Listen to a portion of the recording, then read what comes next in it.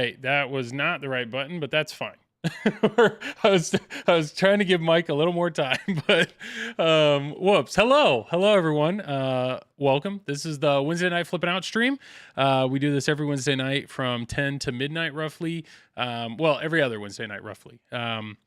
But yeah, this was let's get the show. Yeah, here we go. Thanks for everybody that's here ready to go on time. I see Artax, Eric, Ed, Kirk Hobbs, like always, man, he's overseas, which is awesome. Les, good seeing everybody here. Yeah, tonight should be a fun one. Tonight should be a fun one. Normally, I try to instill a little bit of mystery on who the guests are, but I hit the wrong button. So there goes the mystery. But yeah, we're just gonna talk some pinball, have a good time. So if you happen to be watching this afterwards on YouTube, feel free to like, comment, all the good things. If you are here live, yeah, thanks for being here. There still is a little heart down there on chat. I don't know particularly why. The only thing I can think of is we did finally turn on monetization on the channel. So I don't know if that makes us sellouts or what, but there is finally monetizations on the channel. So like we can do super chats now, which is kind of like bits in Twitch. And then there's also technically you can join, which would be the same thing as subscribing. So I threw some emotes in there, all those fun things. So if anybody wants to give that a shot, go for it. I have no idea what that's going to be like. But yeah, there's technically there we go. I saw a little heart. The heart is just the emojis. Okay. I don't know. It's just there and I need to figure out, I would love to find a way to get rid of it, but I don't know. Joel, are you trolling us on the intros? No. I rearranged my stream deck and that totally messed that up. And then the other thing was the Zencaster. I don't know, whatever. It doesn't matter. But here we go. Here we are this evening. Once again, thanks for everybody for being here. And when you click on it, you can select an emoji. That's what the heart does. All right. Well, I try to pump chat into the stream so that people that watch it afterwards can read. And it's there and it bothers me. So maybe I'll figure out a way to get, I don't know. Maybe I won't. Maybe it'll always be there. It'll just be this little heart on everything we do, but that's fine. Well, let's go around and do introductions. We're going to start with a new face for the stream. Steven had reached out to me a little while ago. I know he has, we share a love for turtles, which is awesome. So I appreciate that. And he said he was always willing to hop on and whatnot. And yeah, reached out and he said he's in. So no green screen for Hadi. I know, we're just going with some blur. He's a man of mystery tonight. Are you at home or are you traveling, Hadi, by the way? Oh, he's muted. I threw him off.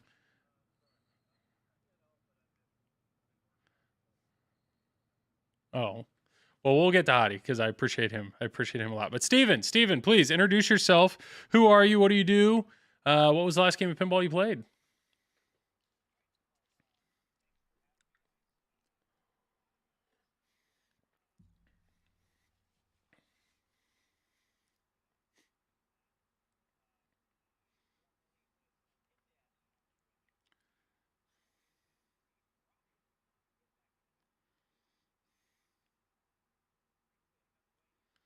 Wait. They're saying no audio. Go ahead and talk.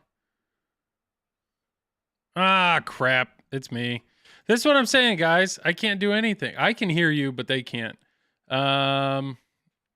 Let's turn that on. Okay, talk now, but I think you guys are going to have an echo again. We're going to have that echo, but sorry, guys. You're all going to hear me. Yeah.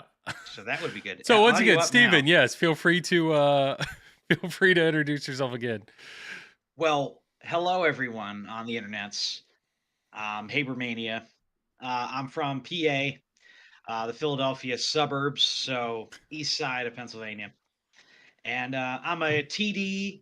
I'm a pinball enthusiast. I used to stream under the name Pin Daddy.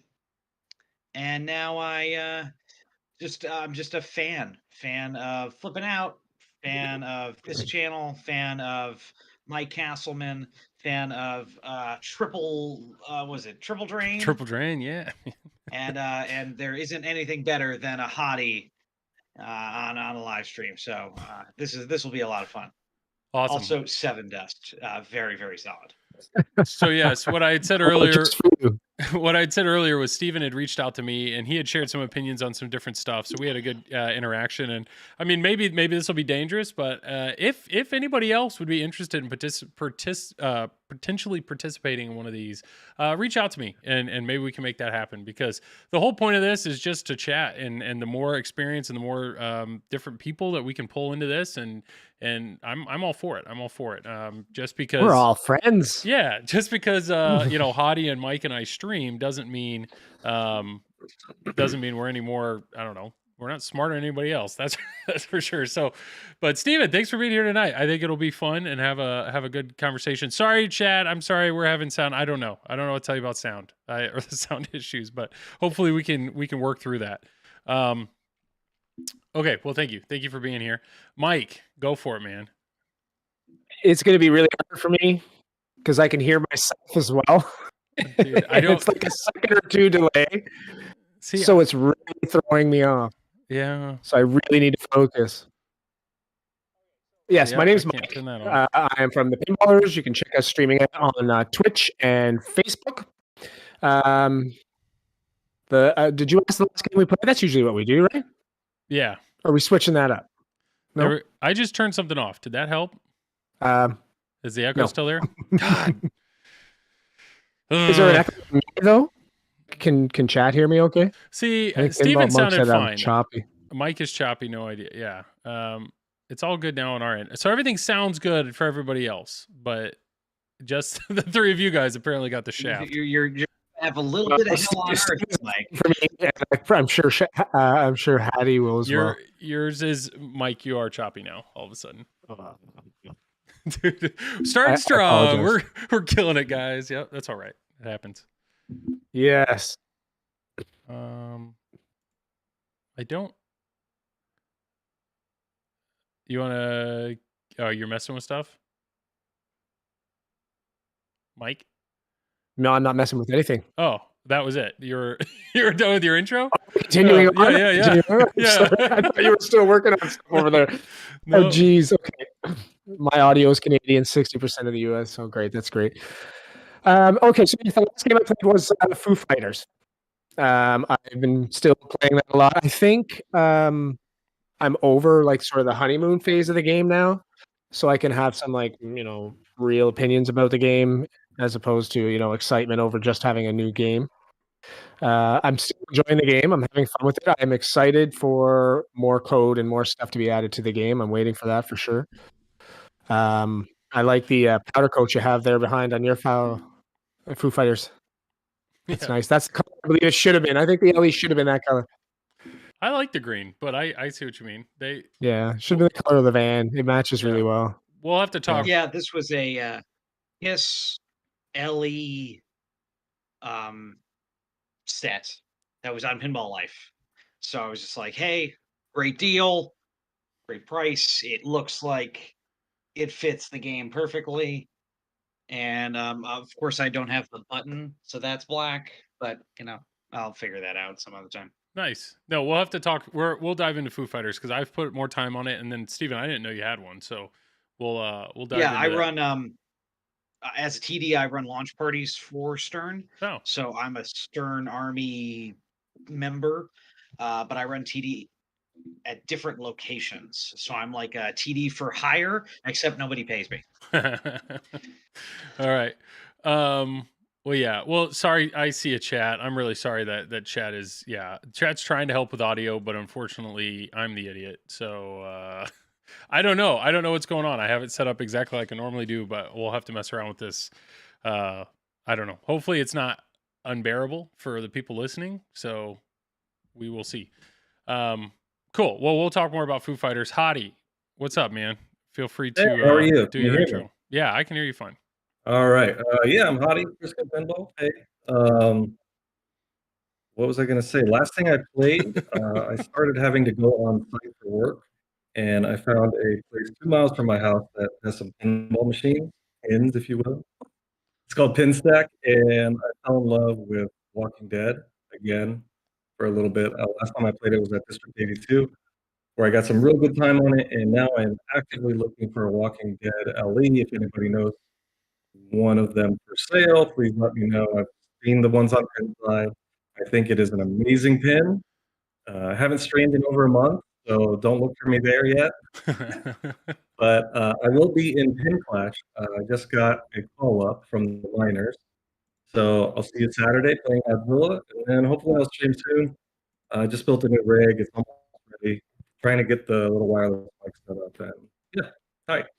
Yeah, Sterling, I see you in chat. Hadi's going out now. Yeah, it's Hadi's rig. So here's the deal. We had another guy lined up for tonight, and he messaged me about an hour ago that he was sick. He tried to take a nap, tried to like prep for this. He was going to get on. He was feeling good.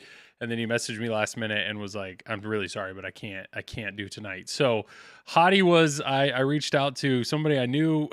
Hadi's the man. He's always up for this. So this was a very last minute thing. So I feel bad because I know he tried to piece together a little setup for him real quick. So I'm sorry if Hadi's audio isn't great, but yeah, so Stevens was fine. Mine is fine.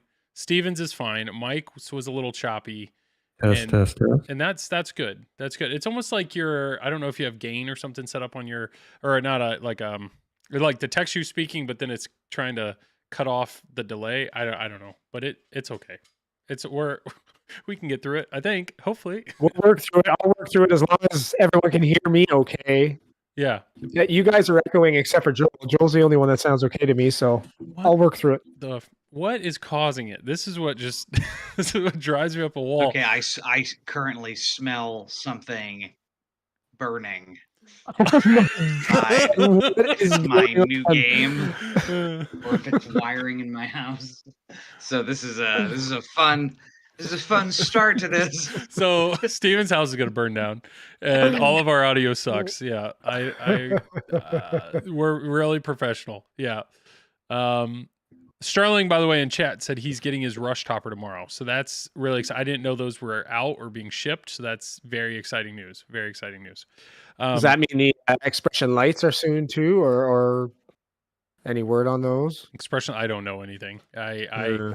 My assumption, remember they were making LEs and then they had to stop making LEs and then they came back to the LEs. The only thing I could think of is expression lighting. That's my just assumption. So I would be surprised if they're selling expression lighting yet. But yeah. Are we sure this isn't my distro told me the end of April was when I would be getting mine, but no, Sterling said he's picking up his expression lighting as well. Okay. Oh, nice. Okay, I don't know anything. Yeah.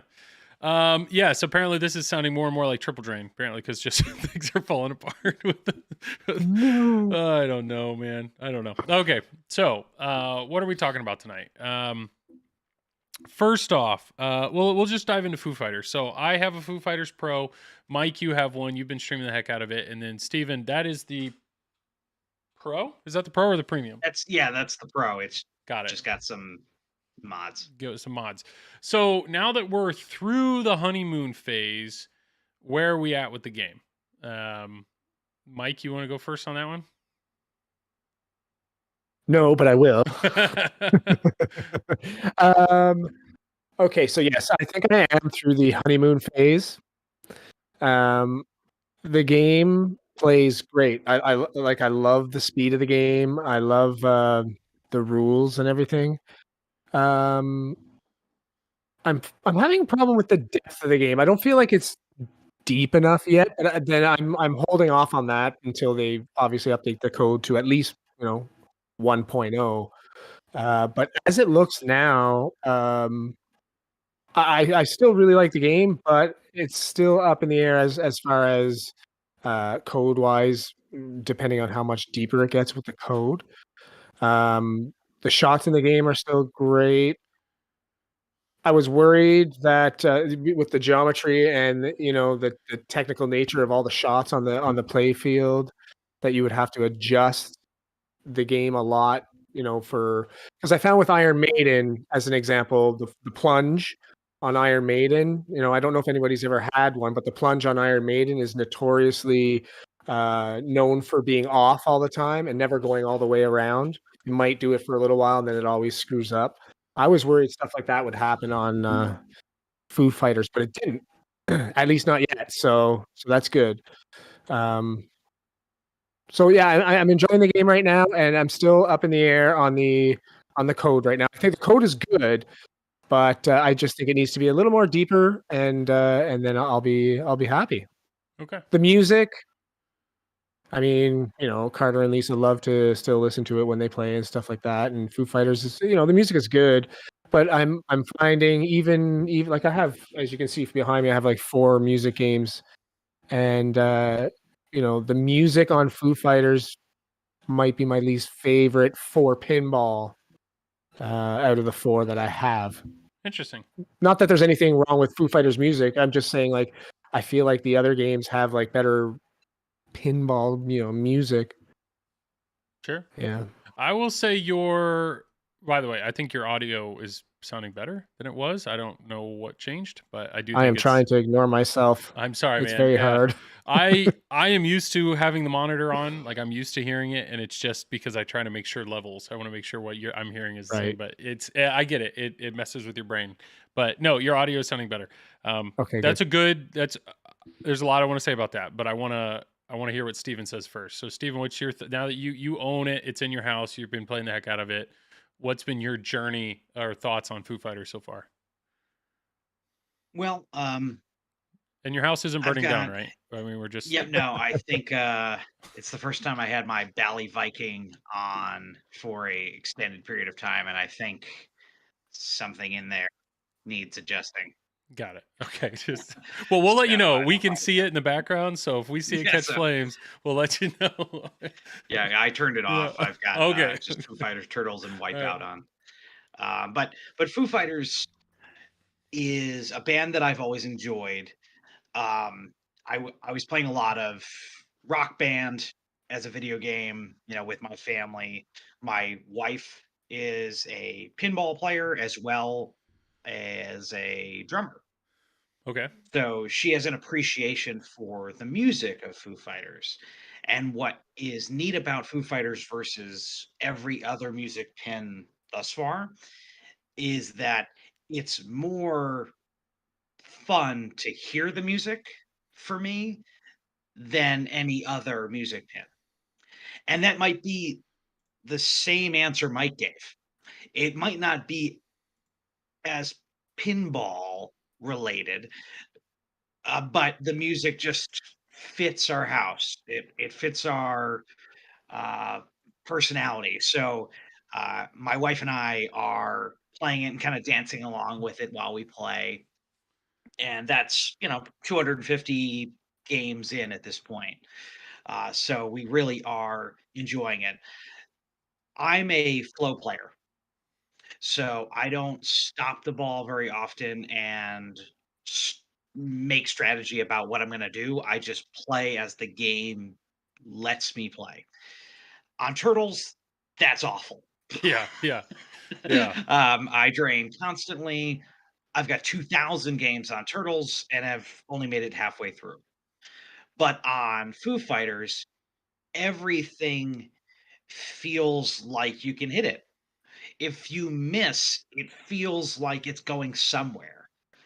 If it hits that kick target, The Kafoom that old target. that old Gottlieb kick target, if it's going through the van ramp, if it's going into the alien UFO overlord lock, everything feels flowy.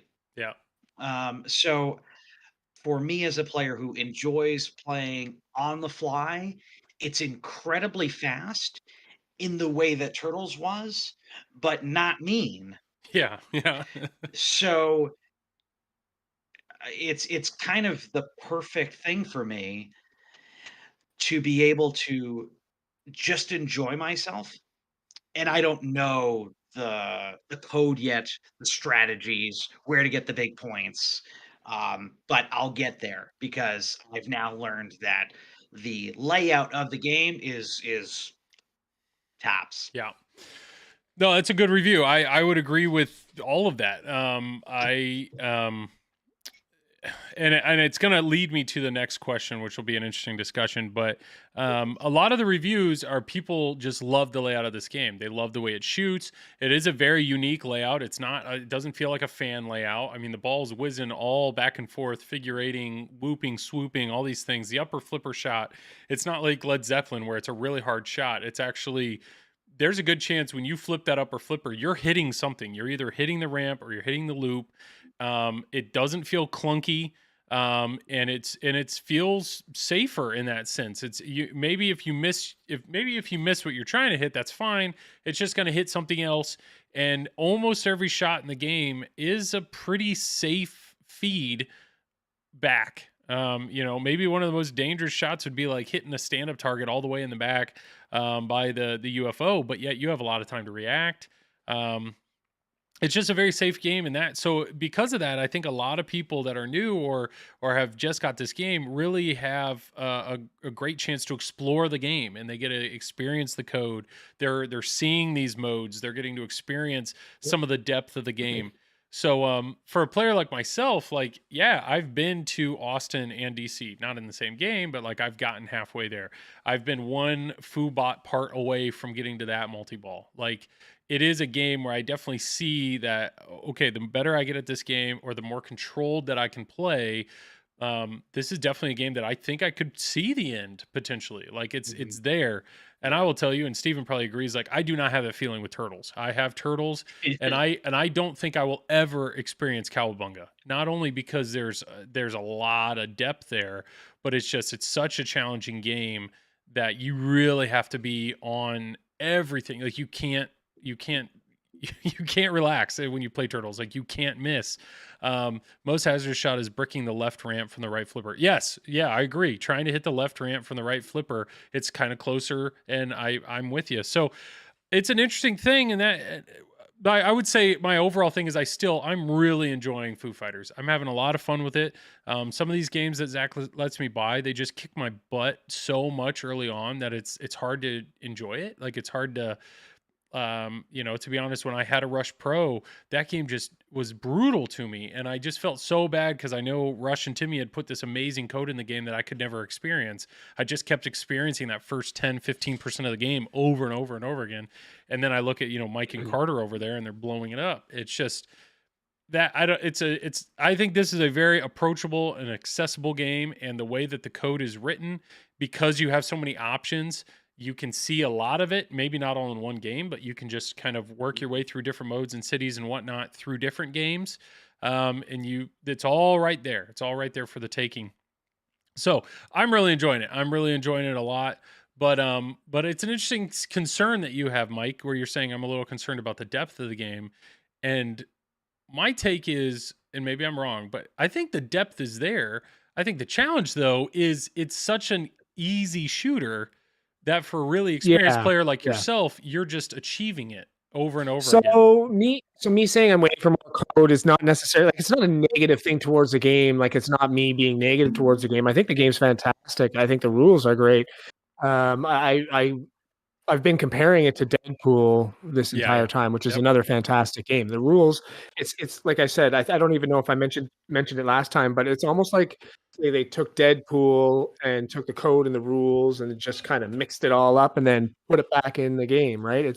You can feel the Deadpoolness in it, which is not a bad thing. The only thing with the depth of the code is you can't please everybody, right? I mean, you're going to have your deep games like your Rush, and then games like this or Guardians of the Galaxy, something like that is not, maybe it's not meant to be deep, I mean, it's still fun. I'm having fun with the game. I'm just, I'm hoping for, I mean, there's still more to come in the game. There's still the final wizard mode, that we haven't seen yet and whatnot. And I'm sure there's going to be other modes, like, when you complete those 3 multi-balls, the Overlord multi-balls, maybe there's a 4th little mini wizard mode after that you get or something, adding stuff like that would be great in the game as well. Like, it's just little things like that, give you more options for scoring in the game, because, it really right now in the game, it's more spell your van, start your mode, do your mode, bring a multi-ball in there, and then just do it again, right? And do it again. Yeah. Sometimes you get the little bot frenzy or whatnot. So I'm just hoping for the game to open up more, give you a little more options. You have on Deadpool, you have your disco loops or your disco multi-ball for doing like that kind of stuff. Add little stuff that you can sort of say, oh well, this failed. Maybe I can do this instead, as opposed to, oh well, I didn't do this mode. Okay, well let's do the next mode. Or I didn't. I want options. I think to be able to, like, Godzilla is perfect, right? I mean, there's so many different things you can do in Godzilla at one given time, and maybe we're just spoiled that way now, right? We're expecting something like that, and that doesn't have to be this, what it is all the time. But I'm just hoping that they add a little more to the game to give it more options for things to do while you're playing. No, it's a good point. Hadi, I don't want to leave you out of this. I know you don't own Foo Fighters, but have you had a chance to play Foo Fighters since TPF or spend any more time on it? Can you hear me? Yep. All right. I'm going to hold the mic. You don't have to. I think it picked you up a little. Try right there. All right. Yeah. It's picking you up nice and clean. That's a little echo, but that's fine. Yeah. All right. No, you're good, man. Yeah. No, I have not. So I can't offer any extra opinion, but it's still awesome from what I played. I'm happy. I am definitely watching everybody in the owner's thread on Pinside give their opinion and just sort of, it's all pretty much good impressions, minus the plastic breaking on the left ramp for a lot of people and some plunger shooter lane issues, but everything else, like people are having a blast. Brady and Tanyo are obviously updating it fast and furiously, and it looks pretty good. Yeah. I can't wait to eventually play more of it, but I haven't right now. No, that's a good take. Artax here has a good question, and maybe Mike and Steven, you guys can. Yeah, what are your thoughts? So, how do you think Foo Fighters right now would be in a tournament? What would you just put it in stock, or what? I'm assuming it's a pretty long game, and what would you do? I don't know. Would you mess with it? You can set the game up hard. I think you can set it up hard. You could have it in a tournament, but like you guys were saying before, most of the shots in the game are more makeable than other shots in other games, right? Like they're fairly easy. Like I'm finding I'm definitely more consistent at hitting those upper shots, like the upper ramp, the upper loop with the upper flipper, than I am on most any other game. It's just the angle, I guess, for some reason. It's just in the right spot for the way I see it. So could it be a long player? It could be a long player. But I think the scoring is pretty balanced right now. And if you can shats the ball and hit those targets consistently, good on you. You deserve to win the game, right? Like, I mean, I can chats it occasionally, and this game I feel like will probably make anybody better at it if you practice, hitting those little in-lane targets, because that's not something you typically practice. Can you guys still hear me? Yeah, did I just fix it? Yeah. I'm not hearing an echo, so if chat can hear me, then great. Yeah, if it was me. I fixed it. Now, does everyone hear Mike in chat? Can you hear me? Just confirmation. Tell me you can hear me. Yeah, I remembered last week I had Ray Day on stream and I had to do this. It was me. Sorry, guys. Everything should be good now. You know what? Now it's throwing me off that I'm not hearing myself. I was just getting used to it, and now I got to unget used to it. So. Sorry, man. Oh my God, I can't wait to hear Hadi and what he has to say, and hear Mike and what he has to say. Okay, so where was my last thought before? You were talking about the depth of the overall tournament code, and you can make it hard. Yeah. So you can make the game harder, and will it play longer? Yes, but I think the scoring is pretty balanced. But what I was talking about specifically was the little in-lane targets, and the in-lane targets where you have to, you're basically shatsing. Sometimes the ball will roll up there and it'll hit it for you, and really what it is a lot of people don't even know. People think it's just 2x on your next shot. It's actually 2x for 5 seconds. Oh. Or until you hit a major shot. So if there are like stand-up targets or mystery awards or whatever that you can hit while that 2x is going, you'll actually get 2x for it. And then if you're able to hit another major shot, you'll get 2x for it. So it's stuff like that. When you can stack some multipliers and get the score up a little crazy. You can get a couple 100 million point shots and whatnot, but that would take a lot of preparation. So that's sort of the fun stuff that I'm starting to get into with the game now, is sort of exploring now. What scoring options do I have, and how easy is it to score? What modes are best to pick? That sort of stuff. So I'm having a little bit of fun with that. I'm just finding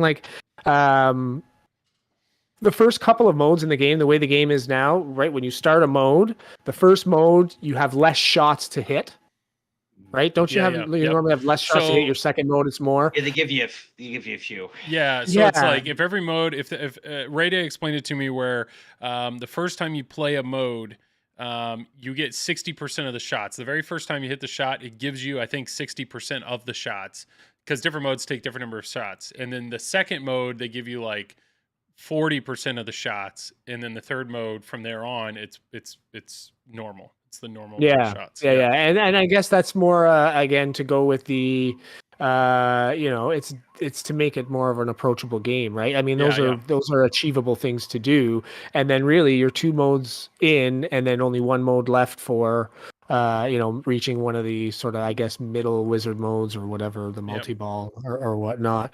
But I just I mean, that's it. No, that's a good point. And Mike, you talk so much faster when you don't have to hear yourself. I know, it's so much better, isn't it? I feel so much better now. It's funny. It is funny, but so sorry. So sorry, how everybody. slow I sound. You just seemed very deliberate. You seemed very like you were very really thinking through. And then I clicked that, and you're like, "Oh, I'm good. Here we go." It's like sorry. And I just ramble on and won't shut up. I get it. Wizard World, shout out to that. Yeah, that's up in Fort Wayne. Sorry, Steven, go ahead. Tournament wise, what are your thoughts? Well, so I've run 2 tournaments now with Foo Fighters as part of the launch party. Okay, good. So we've run a pin golf and a group match play. So both of them had Foo Fighters involved, and it just so happens that this past weekend we had one with some top players, David Reel and Chris Stevens from the Pittsburgh area. Now, Stevens, came second or third to, Keith Elwin at Pinburgh a couple of years in a row. Yeah. And David Reel kicked my ass. Excuse me if I'm... You're fine. I can't remember if you guys are good for language, but he kicked my butt in Pennsylvania for the state finals this year. So, they showed up, and I was like, oh, cool, this will be fun. Nice. And what was really interesting was... They both pretty much right away identified, the shots that they were finding and the shots that they can consistently repeat. So, backhanding the left ramp to get into the van and kind of get that going. How the orbits were feeding through everything, and if that far right behind the kickback, behind the stand-up, and I don't know what the rockometer. Yeah.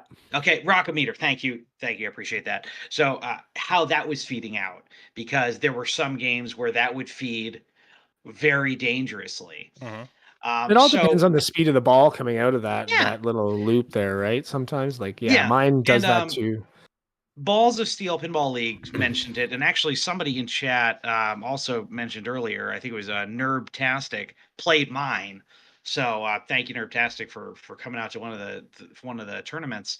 But you can wax the playfield to speed up the game, and we have like a Jurassic Park on location that's got 10 probably 4,000 plays, and every 6 months you throw wax on it in preparation for a major tournament, and then that ball is not rolling on the playfield. It is sliding across wax, and that game is incredibly unfair.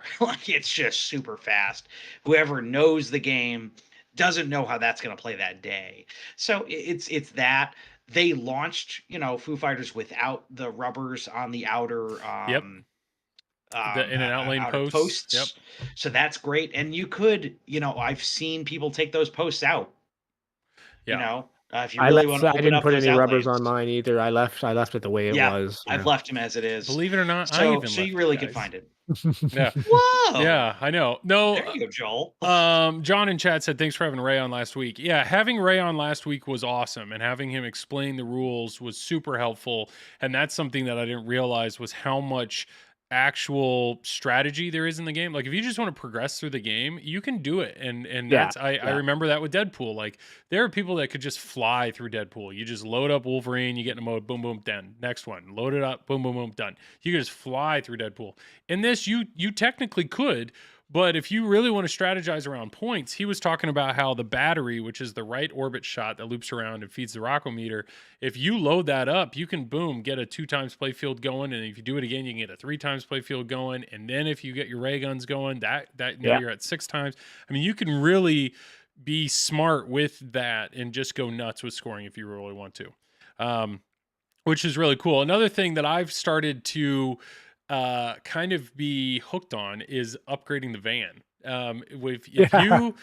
If you can upgrade the van before you start a mode, I mean, if you upgrade the bomb, which is kind of a gimme shot, if you upgrade that to red, you get into a mode, that mode's going to be like 3 shots, if that. I mean, it just like it gives you so many shots. And then if you have your boom button or your action button, your UFO button ready, you can basically like upgrade the van, boom, get into a mode, bam, bam, bam, you're out of it. And if that's really something you want to do to get through, you're not going to get many points for it. Yeah, it's like 0 points for those spotted shots, right? But you can do it. You can progress through the game, and that's something that I'm really excited for. Where I don't know, it allows novice or players like myself to see more of the code, but I also know for more experienced players, like tournament wise, okay, you've seen the code. Now, how do you maximize points? So I have no doubt that Ray is going to continue to develop that to give you the tournament players a more complex strategy. But the question it leads me to, and it's actually something that came up on the pinball show.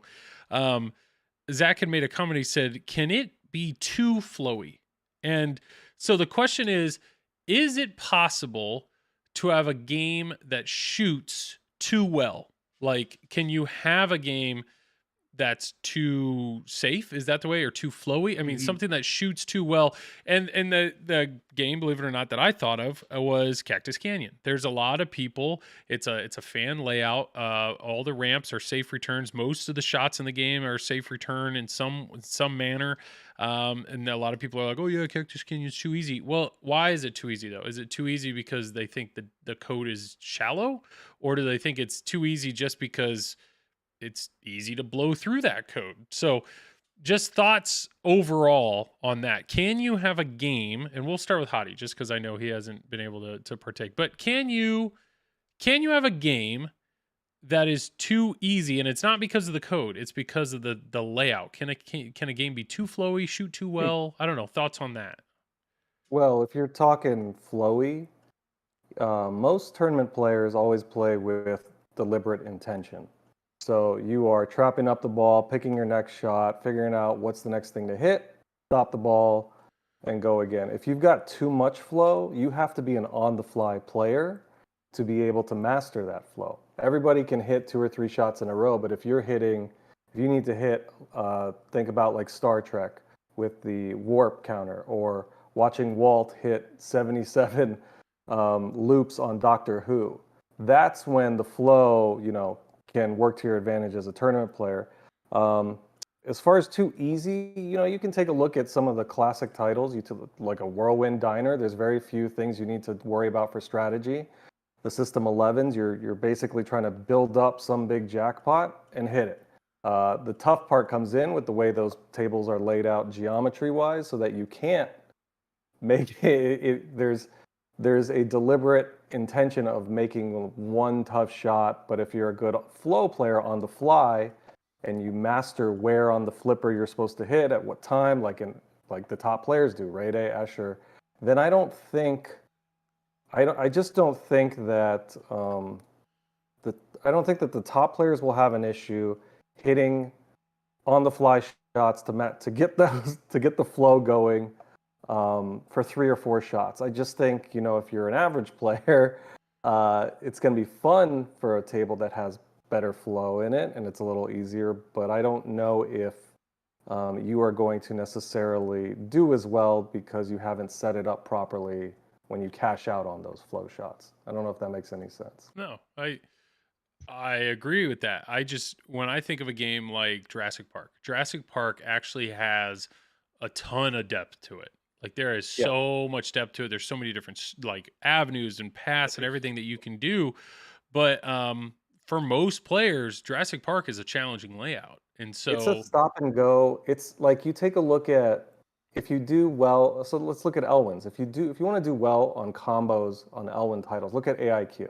yeah, Avengers. You can hit 3 or 4 5 shots, but they are very precise. And so if you practice enough or if you have the necessary skill, the flow is there for you to hit a couple combos, open up the Doctor Strange disc and get double scoring, triple scoring. But on Jurassic Park, I feel like you have to be more deliberate in stopping and picking your shots where you can't necessarily do that like on Godzilla, where you Yeah. can go left, right, loop, then do it all over again or go to the spinner. I do think that there is, I don't know if there's anything as too much flow, but the way I look at Foo Fighters is you're not going to be hitting 8 to 10 shots in a row like you could, or 5 to 7 shots in a row like you could on a AIQ, unless you keep hitting the, I mean, again, I haven't played as much, so owners probably know better. All I remember is left, something on the left, and then it comes around, and then you hit the upper shot, and then there's like another loop there somewhere. But I don't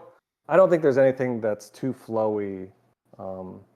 That would be a detriment tournament wise, just because it's always something's always going to stop you. So you don't think that? Okay, so too flowy is not a thing, but I see what you're saying. But Steven, you said you are not a stop and go player, right? So No, a game, I'm a flow player. yeah. So a game like Foo Fighters plays into your play style, but a game like Jurassic Park, I'm assuming Jurassic Park is a challenging game for you. Is that correct? It can be, but we're talking about like modern games, like you just coming from Pinfest in Allentown, PA this past weekend, there were hundreds of games in free play. So this is the biggest, flea market of pinball machines for buy and sell. Hundreds of games just up for free play. So you can go try a bunch of games out. And I came with money to buy.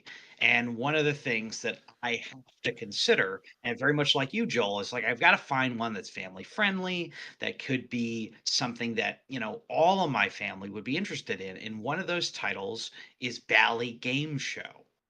Bally Game Show has more of the triangle flipper, similar to those of like the old Gottlieb. So they come to a point rather than kind of those rounded edges. And it has a huge, wide middle ramp. That ramp can be hit from both flippers, and you could do it all day. So there was one for sale. There was one for sale for like, $2,000, which is a very reasonable price. And my wife loves The Price is Right. So I'm like, this is it. We're getting this baby. And that so the carrot ramp, flippers, so long flippers, and the ramp right there in the middle, and it just feeds your left ramp and boom, over and over again. Yeah, it's on the sweet spot on both flippers. Okay. So you could hit that forever. Now I'm not going to, because I'm a mediocre to intermediate player. But when I go watch the nationals and watch somebody hit like the Escher hit like a orbit on the top of Shadow for 90 million points because he's been building it up for like half an hour. He could hit that ramp forever until literally the flipper dies. Well, because he's not going to miss. I know. So that's a game that I would say has too much flow. Definitely in a tournament. Yep. Yeah, definitely in a tournament for sure. There's a lot of games like that. Mousing around was what I was thinking of. Yeah, tournament directors. I mean, especially when you're talking about like higher level players. Like let's say District 82, especially is a great example, and Mousing Around is too. They put really big rubbers in front of the ramp on those posts. Get up the ramp. Right, so it's literally a millimeter bigger. The opening is a millimeter bigger than the ball itself now. Yeah. right? So it's really, really Really hard to hit those dangerous. shots. There's I see that. Hurricane is another example of a game like that. Police Force, all that sort of stuff. There's like Center Ramp, which is just repeatable. Once you get to 3 or 4, then it just becomes worth $1 million, and every hit, every shot, and 1 million, 1 million, 1 million. But System 11 games are sort of notoriously known as sort of those one shot. If you can dial yourself into that, Bad Cats is the same way with the left ramp. You can get 20 million points if you can hit that left ramp like 5 times in a row on ball 3 or whatever, right? So. Well, maybe I don't know that that's necessarily flow. Do you consider that flow though? Hitting a ramp over and over again? I don't know that that's flow. I mean, that's just you nailing the same shot over and over again, right? I mean, flow to me is combos where it's not. And I don't consider that a combo, the same thing over and over again, right? The same shot. Scott, you're here late. Yeah. No Pulp Fiction news yet. No, I'm just trying to think of like when I look at games that I've borrowed recently. So yeah, Bond 60th right here. That game will kick my butt. That game it's a single level layout, but it's fast. And if you miss a shot, I mean, there's very little in that game that's actually returns the ball in a safe way. You're hitting drop targets, you're hitting stand-up targets, the ball's flying all over the place.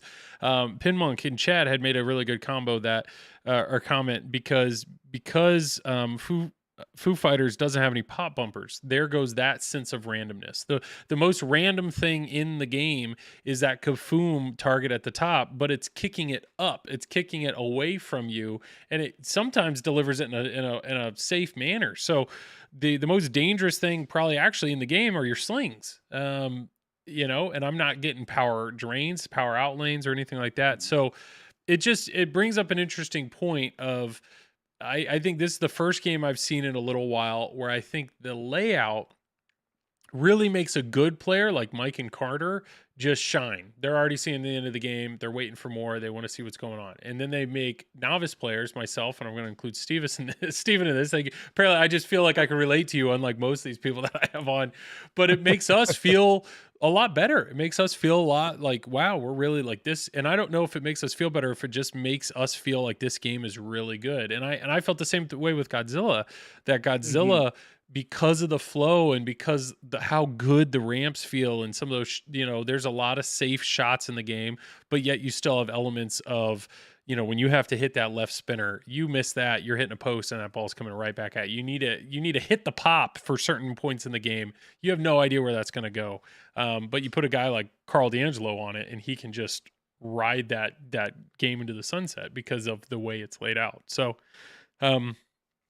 I don't know. I just think it's an interesting thought, Chad. I don't know what your thoughts are. I mean, more people are playing Foo Fighters, but is this a good thing? Like having safer layouts like this, does it make, Foo Fighters has been received so well overall. Like, is it better to have games like this that are safer, or to have games like Turtles, which actually has really good code, but nobody can experience it because the game's so hard?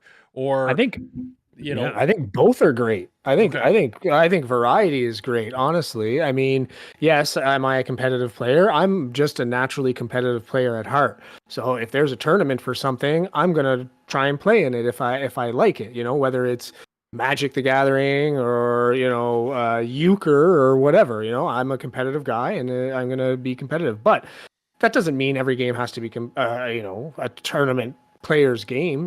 Foo Fighters doesn't have to be a tournament player's game. Do I think it could be a long player? Sure. Is it really flowy? Yeah. Is it too flowy? It could be. I mean, it could be too flowy. And I mean that just strictly on maybe in a competitive standpoint, because I find those upper shots fairly consistent and easier to do. I could see myself, hitting the spinner and upper ramp over and over again, just sort of comboing that, waiting to figure out what I'm going to be doing on the playfield. I will say it's hard to get control. The game is definitely flowy, and I'm the opposite of Steven. I'm a control player. I probably over control to the point where eventually you're going to make a mistake and drain. Otherwise, I'd be a better player than I am.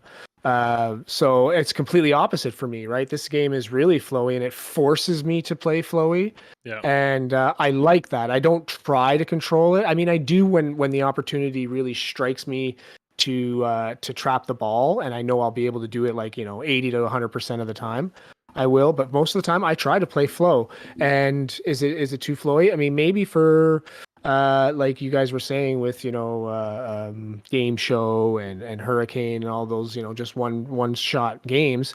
Yes, this game could be like that when you're hit, because I mean, I've done 7-8 hit Yeah, combos yeah. pretty easily in the game, and if I can do it, someone who thinks their accuracy is the worst part of their game, someone like Escher Oh, could yeah. just go all day. And then that's where I say, okay, well, maybe it is too flowy because he is flowing all the shots in the playfield as opposed to one over and over again, Yeah, good point. Yeah. First off, shout out to Euchre. Euchre, fantastic card game that everybody should know. Yeah, fantastic card game. And then I see Artax. He's been here for the last few weeks. I've seen him in chat, and this makes me really happy. I'm new to the hobby, and Foo Fighters got me hooked hard. I think there are many others like me that are getting into the hobby thanks to Foo Fighters, and that's awesome. That's I applaud Jack Danger for designing a game like that, because that's it's hard. And back me up, Steven, but it's like it's hard to talk good about like Turtles, because Turtles, I think there are a lot of people that they saw Turtles come out and they're like, oh, Turtles is my jam. I grew up on Turtles. I'm getting it. They buy that game for their family, and then it just wrecks them over and over and over again. And it's, I think unfortunately that was kind of a miss and an amazing theme that, could bring in a large audience, but the layout is not large audience friendly. And I think Foo Fighters does that well. So I don't know. But I want to call this out, because this is a great moment, Joel, and it's a good point. So Turtles is the only game that has been in my collection for more than a year. Oh, okay. Every single game I've owned. So I started in the hobby in 2015. I've owned like 40 games. I have a Turtles Premium because I put 1,500 games on the Pro, and it's a keeper. And so now I've got the Premium. Since I've owned Turtles, I've become a better player, because I was a flow player and I would not stop, because I was like, screw you, this is how I play the game. But Turtles taught me that is impossible on that game. It is so freaking hard. And then in the same sense, I've got a kid in my neighborhood who's 7 who comes over my house and wants to play a game, and all he wants to play is Turtles, because it doesn't matter what the game does. Look at it and get to see it light up and flip on it, and whether he does anything on it doesn't matter to him, because it's Turtles. Yeah. And the fact that the ball moves on a magnet on the pizza is magic to him, because he's 7. Yes, he's in a room full of pinball machines, but that's the first pinball machine that he's seen about something that he knows. And all the other things that it can do are really neat, but it doesn't matter to him, because that's all it took. And if you think back to the Data East Turtles, that's all there was. Yeah. it was one spinning disc and 2 ramps. So I just want to call that out, because it is so interesting that a game that's that mean, that for many people, it just didn't hit right. It's exactly what I wanted and needed, even though, there are days where I walk up to it and I'm like, two flippers in my fingers right here, right in the middle. Screw you, man. Yeah. Screw you, exactly. Yeah. And I haven't got more than halfway through it, and I'm not going to see the end. And thank God, because it's taught me so much. No, it's a great point. And I will say, so currently my Turtles is at my parents' house. So it's interesting seeing all the other grandkids play it. And that is a game that the kids can consistently get the pizza party multi-ball going, because it's luckily the Turtle van is pretty much right up the middle. You only have to hit that shot 3 times and boom, and it is magic, and they flip out. I have a shaker motor in there and the whole thing's going out, so I got to give them that. But it is interesting that if the Turtles layout had a little more flow or was a little kinder, I think that game would have been received in an incredibly different manner.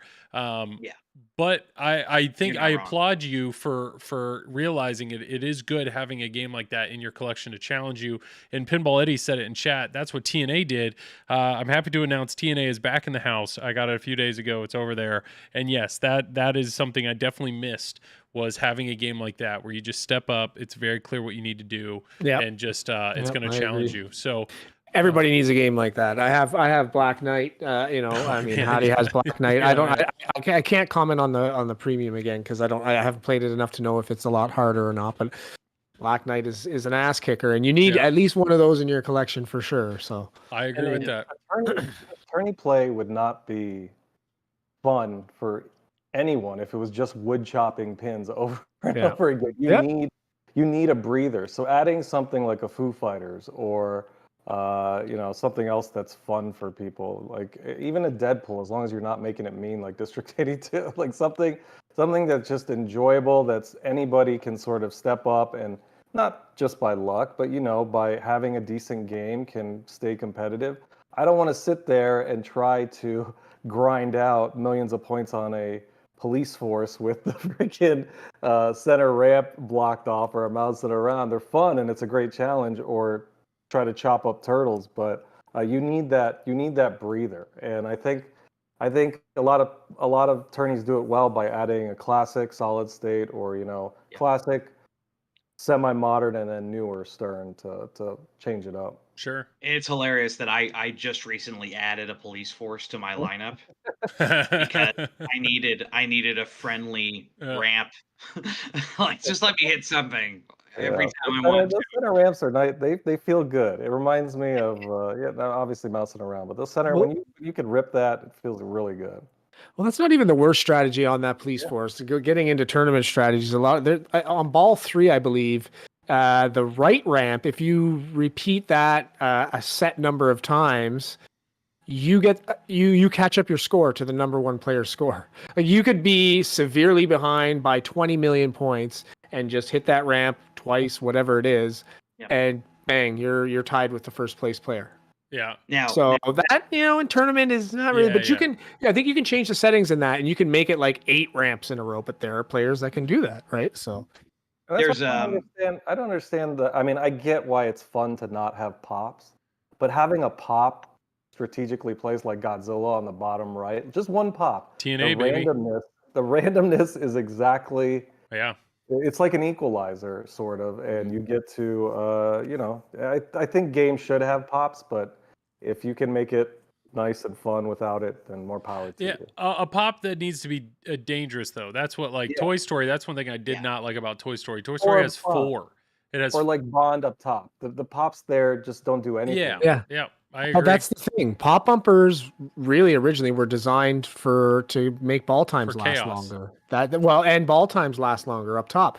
I remember hearing Gary Stern would always say he wanted 3 pop bumpers in every game because players felt like they were getting their money's worth because the pop bumpers added extra ball time to your balls. So it was always like pop bumpers. So now, coincidentally enough, he steps down, as CEO in his role. Yeah, and the first game that comes out has zero pop bumpers. Wow. Well, it's interesting, Brian. Yeah, Toy Story pops can be dangerous depending on where the ball comes out. But it just, to me, when the ball would go up there and there's 4 pops, it's like, get out it. Like, I don't. Okay, Buzz, I got it. Just get out of there. I want the ball back. But I think there's other things where, having Rush, having the pops kind of down there, Iron Maiden, where having to shoot through the pops. You can do cool stuff. You can do cool stuff with the pops. And Mumad said the same thing. Godfather has 1.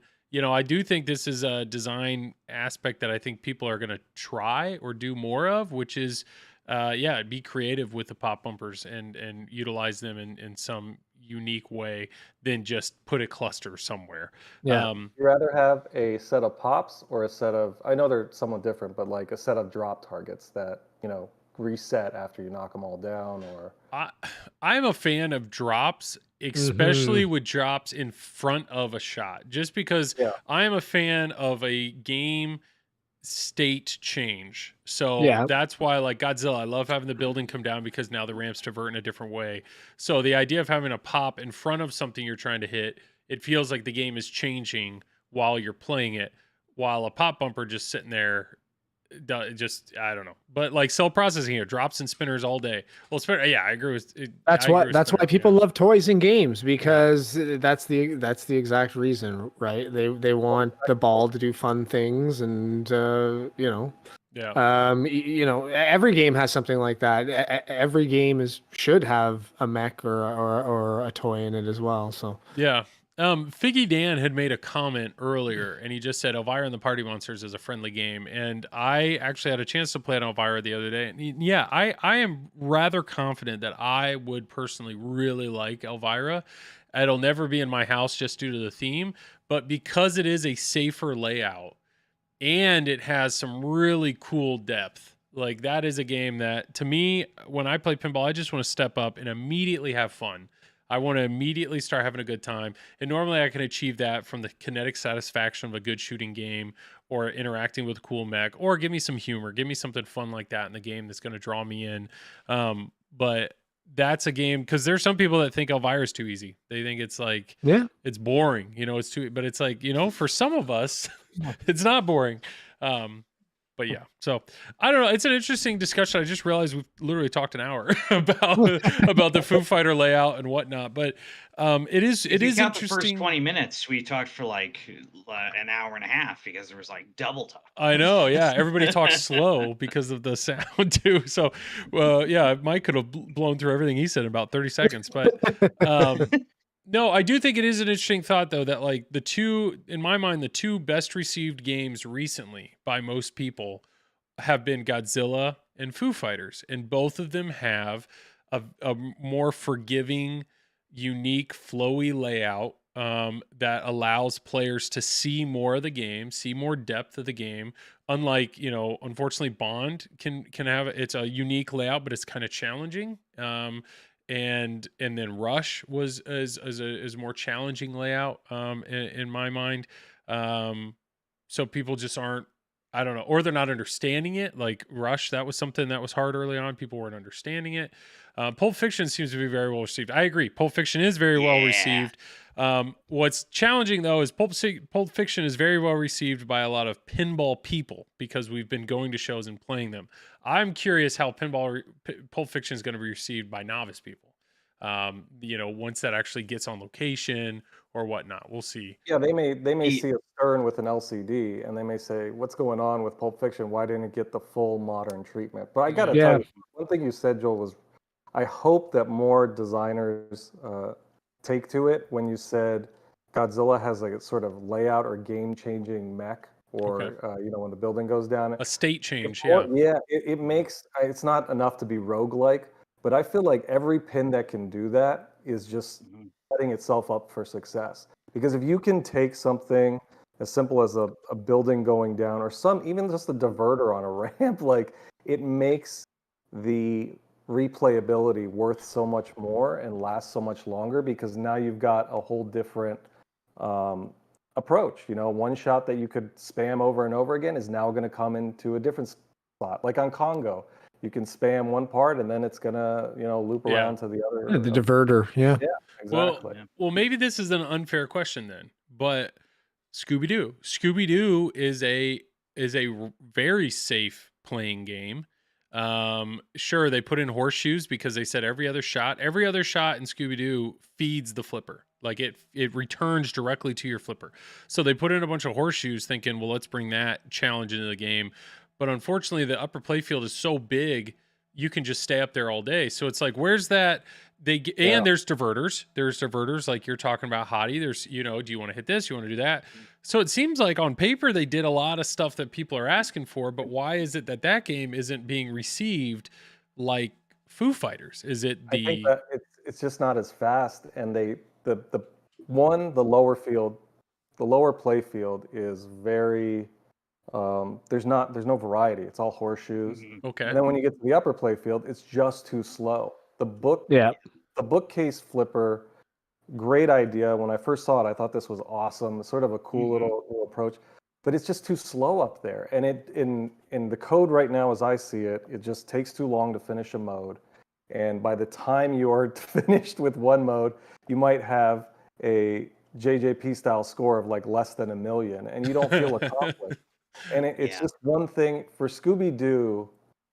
It just for that theme and that sort of animation, kid friendly, I feel like you want to see a bigger score because it's more inviting, sort of like Okay. Attack from Mars.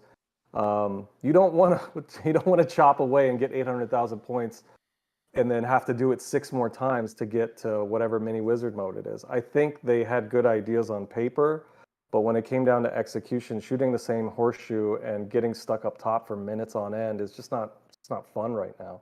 Interesting. Yeah, that's a good point. What's the And that looks like it should be a flowy game based on the way the layout is too, Yeah. right? Oh, But then it kind of gets stuck up there a lot, and I do agree. It's that flipper just feels soft. It feels soft, but I'm wondering if it has to be like that with the way it's designed, because if a ball rolls up it and you let go of the button, the top part sort of acts like a flipper and shoots it over as well. Yeah, like So I'm pushes it wondering over if it needs to be weak, because if this top part maybe was too strong, might do some damage or something to part of the play. I don't know. I talked about this on a previous thing, but if you think about it, it's just a flipper mech. So it's just extending a flipper. So how a flipper mech works is a coil is pulling down that flipper hard. A coil is doing that. But what returns the flipper to the beginning spot? It's just a spring. So that weak bookshelf part is just a very small spring pulling that back together. So That's I all guess it's you doing. could probably just change the string as long as maybe the put a more spring. powerful spring, but Yeah. otherwise you're not going to get Tighter that spring. snap. You're never going to get a snap going in that direction unless you had like another coil pulling it back. Then it would be more like a diverter, like in Shadow, where it's like coil this way, coil that way, and that's not giving you the flipper feel. I don't know. And I guess it's not Yeah. that, and that's also kind of changing their intent with that Yeah. flipper as well too, right? So I get it, man. The other piece on Scooby-Doo is a lot of people that have played it locally. We have one of them locally at the Pinball Gallery, and that's here in PA. They talk about how the ball gets lost. Like that upper playfield, it's big and it takes up a lot of space. And you think about the difference between Game of Thrones Pro and Game of Thrones Premium LE. It's got that upper playfield that a lot of people talk about how Game of Thrones is better as a pro because you can see what's going on, and the shots, those horseshoe shots, those orbit shots, you know what's happening. Whereas on Scooby-Doo, you don't know that you missed that shot. You don't know that it's coming back at you because there's just so much upper playfield. You don't see what's occurring. So that's really frustrating for a player who just wants to enjoy the game. I would not be surprised that if that upper playfield did not exist and it was all horseshoes and they just, filled it with toys, I think it would be more interesting and more fun because you'd see everything that's happening, and it would be faster. Yeah. It would be more aggressive. Imagine Yet a still single be level enjoyable. Scooby-Doo. That would, we might be playing a much better game or a much different pin. Mhm. Yeah, interesting. Yeah, losing Well, sight I of the ball for a agree. large Yeah, I percent sort of of- the time, no visual satisfaction of hitting a shot. That's a good point, Bob. Yeah. Sorry, Mike. Go ahead. No, that's okay. I'm just saying I sort of agree with what Steven's saying about the upper part and not seeing the shots and whatnot, and that's sort of a reason why I like the pro on Foo Fighters so far, is because that upper play field to me is not blocking that sort of upper loop area, so I can track the ball as it's coming around to be able to sort of combo easier. So there's definitely something to be said about that. Like, you don't just throw, and I'm not saying this about Foo Fighters because it's a small play field and it's fine, but there's something to be said about throwing like a giant Popeye play field over something, just to hide your what looks like maybe just a couple of small orbits or something or whatever. I don't know. Yeah. Sorry, you said Popeye in the chat just popped up. Did somebody Zach. say Popeye? It's Zach Mini. Zach's here. Yeah. That is a toy, and I've had a Popeye. I had a Popeye, and ironically enough, I sold that at PinFest, which was just this past week, and not this one, but a couple years ago. And I've had a Popeye, and my biggest complaint was You can't see where the ball's going, and that's part of the fun. Is you want to watch the ball do its thing, right? And Yeah. if an upper play field is covering up too much of that, then you don't want to leave your imagination to think, oh, the ball must be doing this when it hits this shot Or or where's it something. going to come out? You want Yeah. the kinetic satisfaction of watching the result of your made shot. Make the upper playfield clear, like Sword of Rage. I can see it going behind the pops, and upper playfield doesn't block it. I can see through. Yeah, and you know what? I agree 100% with what you're saying. But then, do you not remember what happened when that game first came out with the clear upper playfield? Everyone bitched and moaned that, oh well, get there's no scratched and art, cloudy. it's no wood, Yeah. it's just a plexi thing or whatever. Well, maybe the intent was the game was going to be fast, and we want to make sure that you can see the action of the ball at all times. Like, I'm glad I wasn't in the hobby then. I probably would have been upset. yeah, Mike, like Zach's calling you out here in chat. He's saying, Mike, have you ever beat Popeye? Did you beat it before you sold it? No. I will say 100% that I never beat Popeye, and Zach knows because he loves the game. Popeye is an incredibly hard game to finish, so I will agree with that. It's very tough to finish, but that's not because the layout is fantastic or anything like that. That's just more of the way they did the rules. That's a good point. No, I will say a lot of what I've read. I mean, so Foo, the upper playfield, I've only experienced it at TPF, and I actually thought it was really good. But now that I've put way more time on the pro, I'd be curious if I felt like that upper playfield did get in the way in any bit. But I do think the way it is designed, it is kind of off in the corner. In my mind, I like it a lot, and that's a lot of the feedback that I've been reading is that upper playfield on the premium and LE. If you leave your flipper down, it just whizzes right over it and you're done. Like it seems to be received. It seems that the Foo Fighters upper playfield is being received as a good upper playfield. The majority of people are singing its praises. I saw somebody in chat say, the best upper playfield ever is Simpsons. I'll agree with that. That upper playfield's fantastic in the way that it's laid out. Simpsons or that one? They did so much with such a little it took up such a little amount of space on that game. It left everything else open for you to see what the ball was doing around the playfield. It didn't obstruct anything. It was perfect. But the Area 51 one is great. And like me saying that I'm liking the pro because I can see the ball doesn't mean I don't think the upper playfield is cool too. I'm sure it is. I have yet to play a premium or LE, so I want to get my hands on one to try it. But just for the sake of time, I'm gonna go ahead and we're gonna change. I think this says a lot though about Foo Fighters that we can talk this much about it. This game, I think, just to wrap it all up, it is being received incredibly well, and I think we all understand why. The layout is a lot of fun. The code, they're doing a lot of really cool things. They're on top of it with the code. They're releasing new code. Like it seems like the game is already really fleshed out, and they're only making it better. Not to mention, I mean, the music's great, and even people that don't like Foo Fighters are starting to enjoy the music. The animations are great. I don't know. It's hard to nitpick at this point, which is awesome. So big thumbs up to that. Do you think it sells as long as Godzilla will sell? I don't know. That would be. I think it's not evergreen. Yeah. It's I think Godzilla's selling for at least 4 to 5 years, like before it gets vaulted.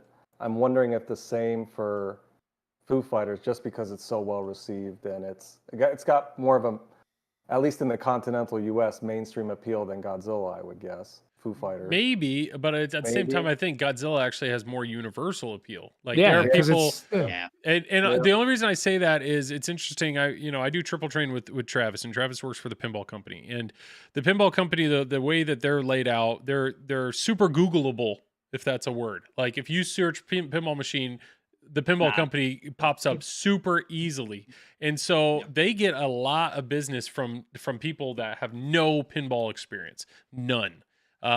So they get, you think of somebody that has money and wants to get into pinball. They don't care about designers. They don't care about rules. They don't care about layout. They don't care about any of that. What they care about is theme. And so at the end of the day, that's why you have games like Star Wars that have sold so many of them, because people, give me that Star Wars, boom. I think Godzilla has a more appealing or broader theme than something like Foo Fighters. I just think Foo Fighters is if you're only buying on theme, people you either are a Foo Fighters fan or you're not. I don't know. And band pins are already polarizing too. Already, like people, there are people who are in the camp that hate band pins just because of their band pins, not necessarily even hating the band. Yeah. And there's some people that love them, so there's also that too, right? Some people just don't want to have a band pin because they feel like they'll get bored of the music playing all the time or whatever, right? Yeah. So. You think they hate them because they took up a spot for a different theme? Like, why do we have to keep having band Well, pins? the fact that it keeps on going back and forth, and maybe this is a really quick side tangent, but it's being reported that apparently Rush is done, right? Rush is done. Yeah. Any thoughts on that? I mean, first off, Mike, Mike, how are what you happened feeling, with bud? the Canadians? Yeah, you guys aren't stepping up, huh? Yeah, I mean, I guess not enough Canadians did your their due part, diligence and bought their required allotment of one per household. But I guess whatever. military Okay, draft? so I don't necessarily think that's a bad thing for owners. Okay. But I do think they made quite a bit of them in the year and a half or so that they did run them. I believe because they only ran 2 games last year. I think Rush got its fair share of production time last year. I also don't think it was theme wise universally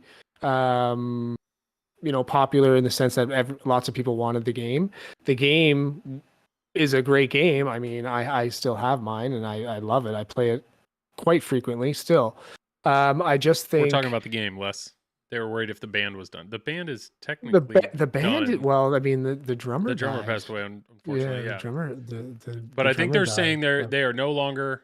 Just sorry to interrupt, Mike. But it's okay. what the report is all these distributors have schedules. They have schedules on what games are going to be made between now and the end of the year. What they're showing on the schedule is no rush, and that Rush hasn't been. I don't think Rush has been produced at all this year. This year at all, no. Yeah. No. So in 2023, their Rush has not been on the schedule, and then I think they're already starting to release schedule for early next year, and it's still not on the schedule. And I think they reported that the license would be expired by the time that they could get it back on the schedule.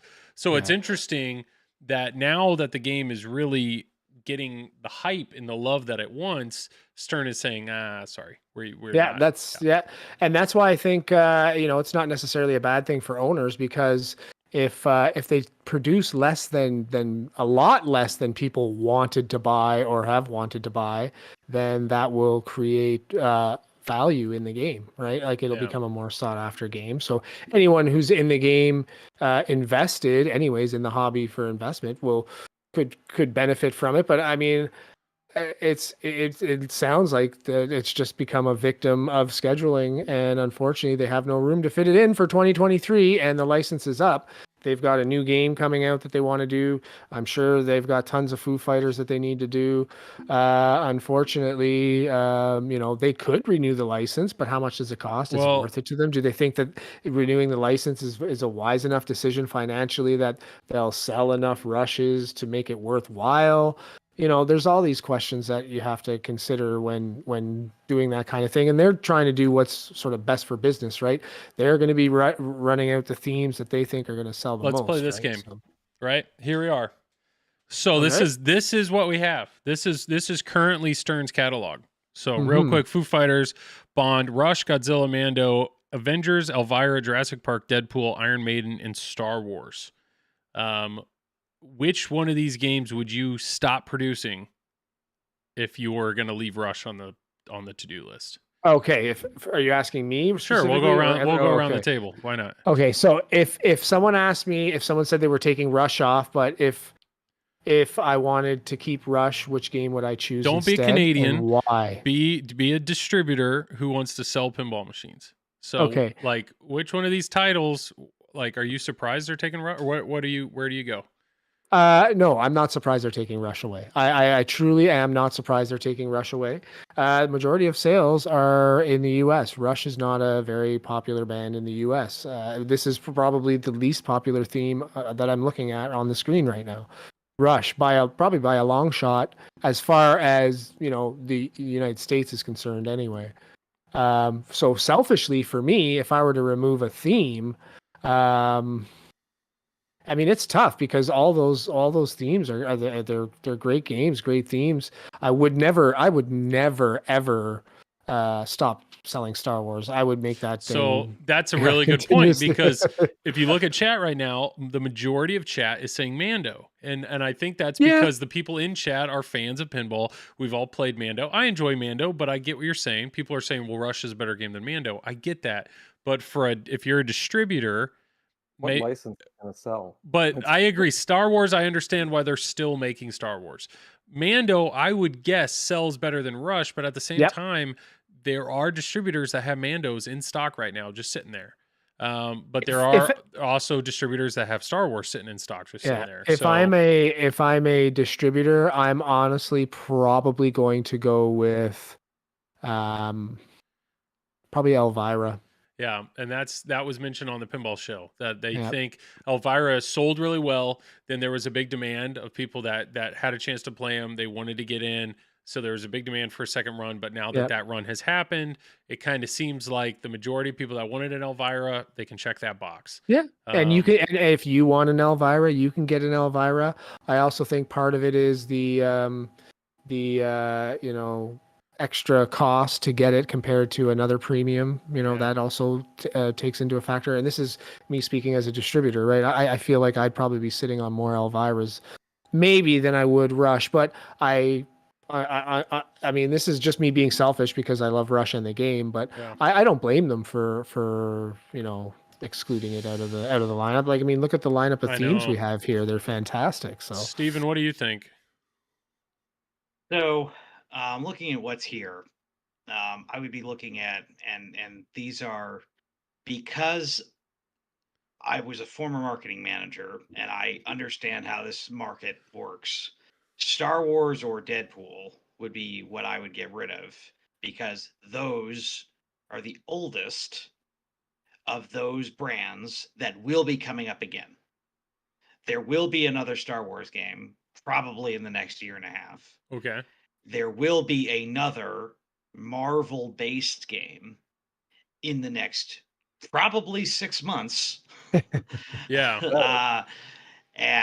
know, I won't, you know, obviously I can't confirm that because I don't know, but Hadi knows. You need to move. You need to move something. So you don't have 3 Marvel games on your lineup. That's hard to sell. Okay. Because in the same way that you've got what right now they have 3 band pins. Band pins are a little bit more diverse because the band audiences. So Rush is gone because I bet you Iron Maiden's would probably be outselling it. Well, that's what I was trying to think of, as I'm surprised that Iron Maiden is staying on the list, but yet Rush is already gone. Like, and Iron Maiden is also selling based on the reputation of the game itself too, right? Like Iron Maiden has probably sold a crap ton to people who just want the game and don't care about the theme. Well, Hadi made a really good point earlier. When you're thinking about keeping Foo Fighters around, Foo Fighters is probably going to stick around longer than we would expect, very much like Iron Maiden, because it is Jack Danger's, you know, maiden voyage as a designer when you don't count Jurassic Park the Pin. They already got rid of that. They don't really consider that his like primary starting design. This is his starting design. No, that was a perfect way to bring him into the hobby. Give him a home pin to do something safe, something, you know, just to see what he can do and see how it does. And I'm sure it was quite received well.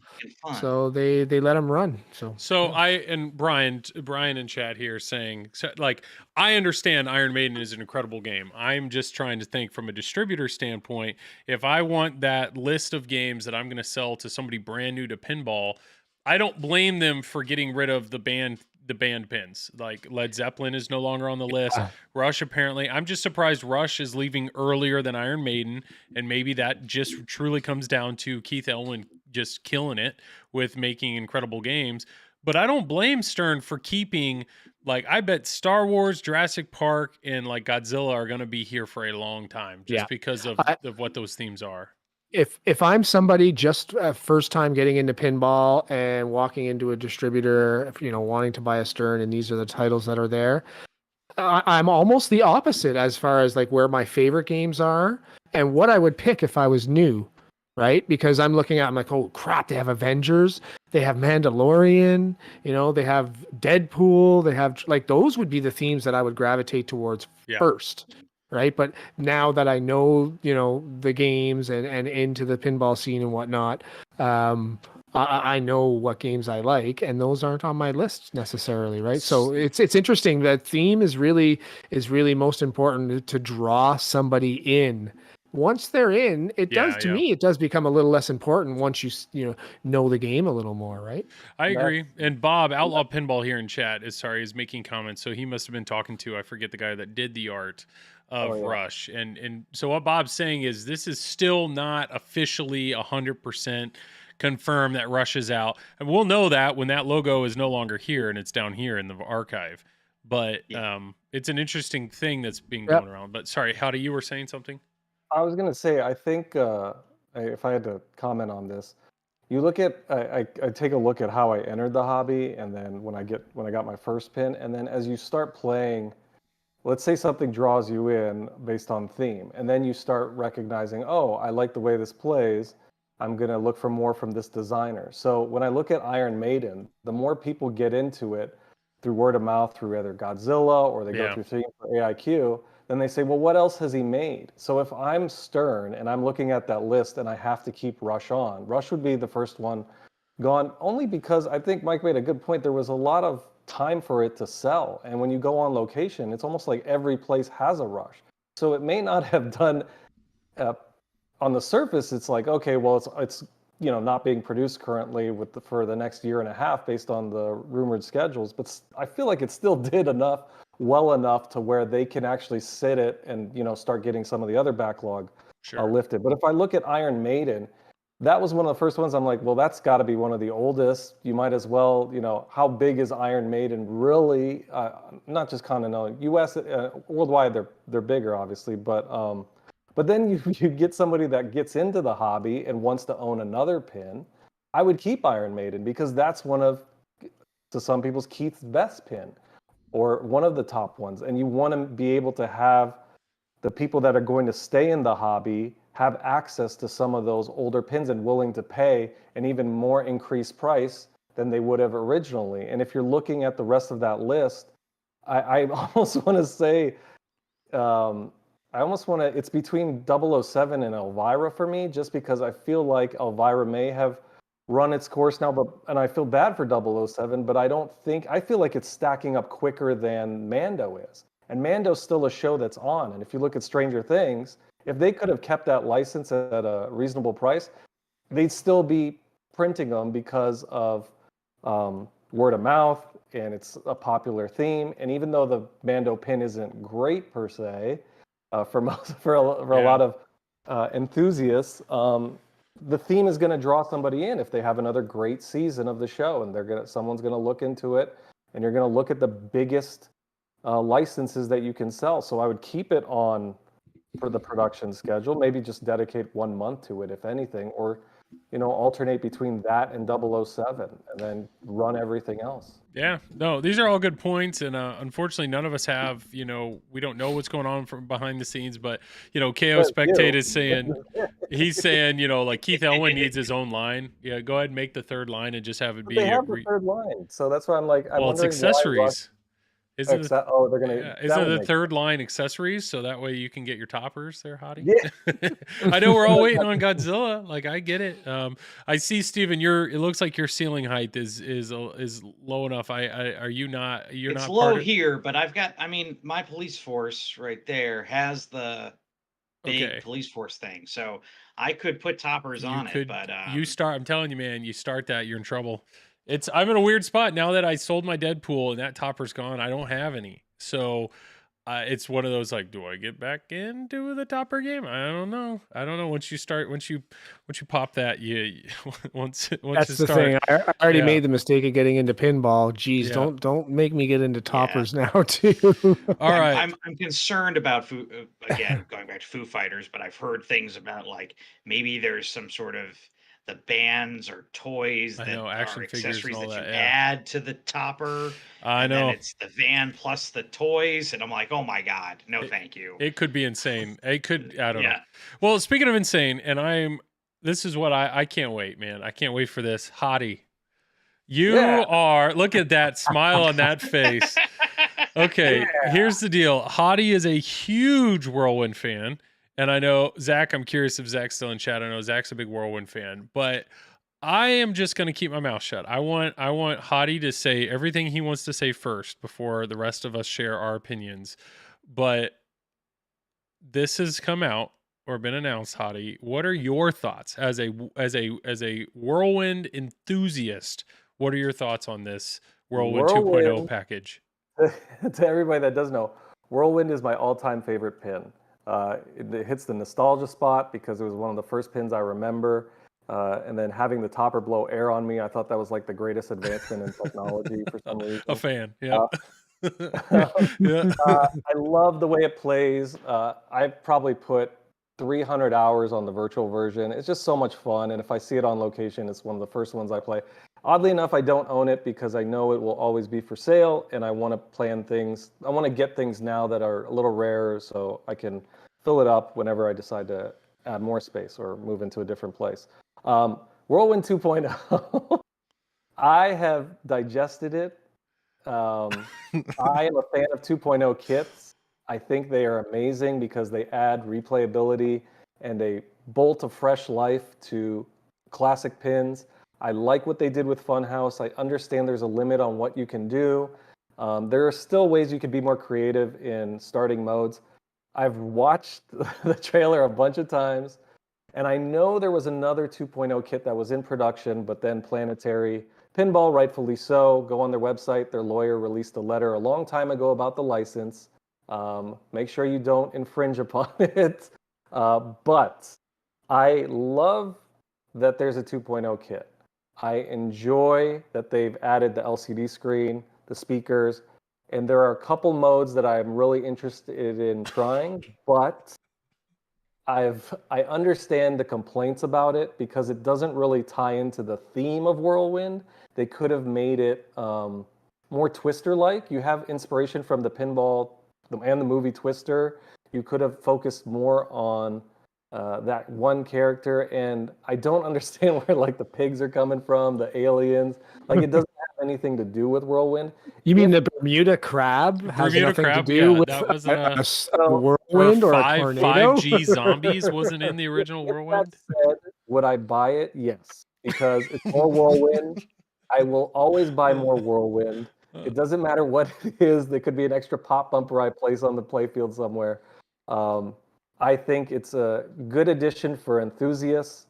For hardcore, maybe enthusiasts and hardcore owners are different. But fanboys, it's great for them. Hardcore players, I don't think they're going to find any of the luster or the package somewhat appealing. I do think that they missed on adding a modern twist on it. I'm happy they're doing it. I hope it sells well and they keep going and they keep adding ones because maybe they'll have another hit on the theme again. But I do see the way that they created this, and maybe the modes will be fun. But as far as all the digital assets and stuff, I just don't think it matches it. I don't like the art on the back glass at all. I think that's a big miss as well. I think what they did with Funhouse was much better. And that's it. Brian at Flyland Designs makes some really cool alternative art. I wish they would have reached out to him or somebody else that does alternative translates. But this is not, if I have to speak objectively, I'd say it's like a 6 or 7 out of 10 for me. I would still buy it. If I owned a Whirlwind, I would be one of the first to order because I would love to try it out and have it for my pin. Last thing I'll say is I really do like that they allow you to switch between rule sets. Yeah. And that is one thing that needs to stay for all 2.0 kits. But that's it. It's not asset wise. It's not a hit. So if you owned a Whirlwind, your favorite game ever, if you owned one, and knowing you because you're an LE collector, it would be very nice. It would probably be a very nice example of a Whirlwind. Would you take your back glass out and put this art in? No, I would leave the back glass in. I may actually try to find alternative side art. Just mirror blades, because man. I don't know if I really like. It's such a weird cast of characters. I don't understand where they're coming from. You I'd don't still buy it. You don't I understand still where they're day one buy for me, but I would probably leave the art alone. I do love that speaker panel and the LCD. I love the look of that. I think that's what it should have looked like all around. Stick with the classic theme and figure out some way to just spice it up like they did Funhouse. And I know there's some detractments about Funhouse and the staleness of the modes, and it's not, it's just shoot everything again. But to me, there's only so much you can do with the System 11. I will agree that the speaker panel is the best looking piece of art on the game. I will agree with that. I don't know. Before I go and say my piece, Steven, I just want to make sure some of us are on the same page. Your thoughts on seeing this? So I have a enjoyment for like System 3 Gottliebs, Cactus Jack. I have a Wipeout, and I enjoy weird, funny stuff. This is the weirdest thing I've ever seen. Whirlwind Total Chaos makes me think like they came up with this and said, what, instead of Whirlwind, the storm, what if Whirlwind is like your frame of mind when stepping up to this game? Because it is a mess of ideas.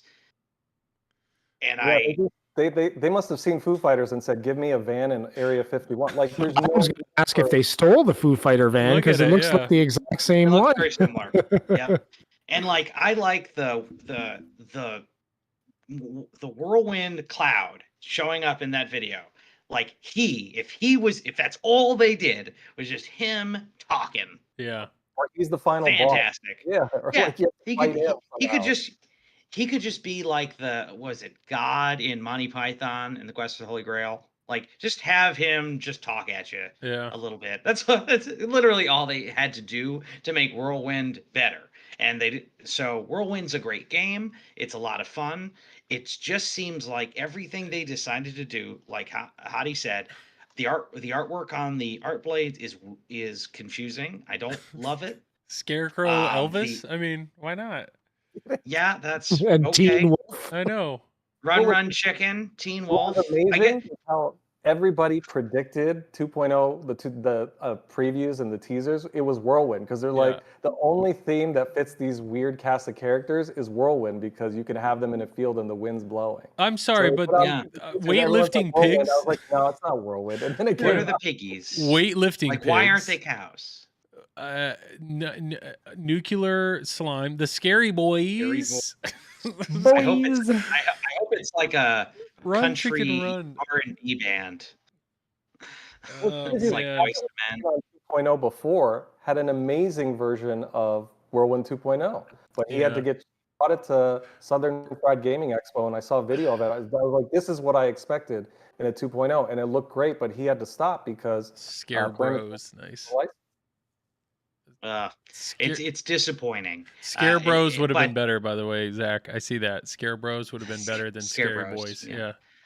It's disappointing that they went this route. I don't have the IP. I don't have the rights to do this, and I don't have the brains to come up with. I wouldn't have come up with this. Is the honest reaction that I have to what I see here. But, okay, so. Yeah, it's like as if, think about Funhouse, okay, and then they just decided to take the theme and instead of make it Funhouse, they made it like I don't know, a diner themed game, and Rudy was now like a waiter at this diner or something. It makes no sense. Even that to me, it makes no sense. That being Suey versus I'm still excited. Yeah, Yeah, I I know wanna that's play it. crazy. I'm still excited for it. And you know, I sort of along the same lines as Hadi. I feel like Whirlwind is one of, if not the best System 11 game ever made, and this is an appropriate choice for a 2.0 upgrade. You know, I'm going to let the gameplay stuff speak for itself once the modes and stuff are sort of fleshed out and see how that goes. Um, the modes make absolutely zero sense to the game. The backlash makes absolutely zero sense to the game. I see nothing Whirlwind related whatsoever in any of it. Maybe we'll see more as the story gets unfolded as we watch the game. I'm hoping that's the case and stuff will get, you know, fleshed out a little more. But right now, what's the best thing about Whirlwind? It's like the nostalgia-ness of it. It's the sounds, the you know, the fan, all the great gameplay and stuff like that. So if they don't do it justice, it's really just another game slapped onto the Whirlwind layout. Yeah, I Right, think but it's just there's no art to go with that Yeah. extra game. They're just using the Whirlwind layout, which isn't a bad thing because it's a great layout. It's a, you know, it's a fun game, but I just feel like it doesn't make any sense for what the game is. I've played a bunch of Nightmare, you know, Rudy's Nightmare 2.0, Yeah. and it makes sense. It's carnival themed, Yeah. whatnot. Yeah, the modes are basic. I get it. You know, that's fine, but it still makes sense with what you're looking at on the playfield.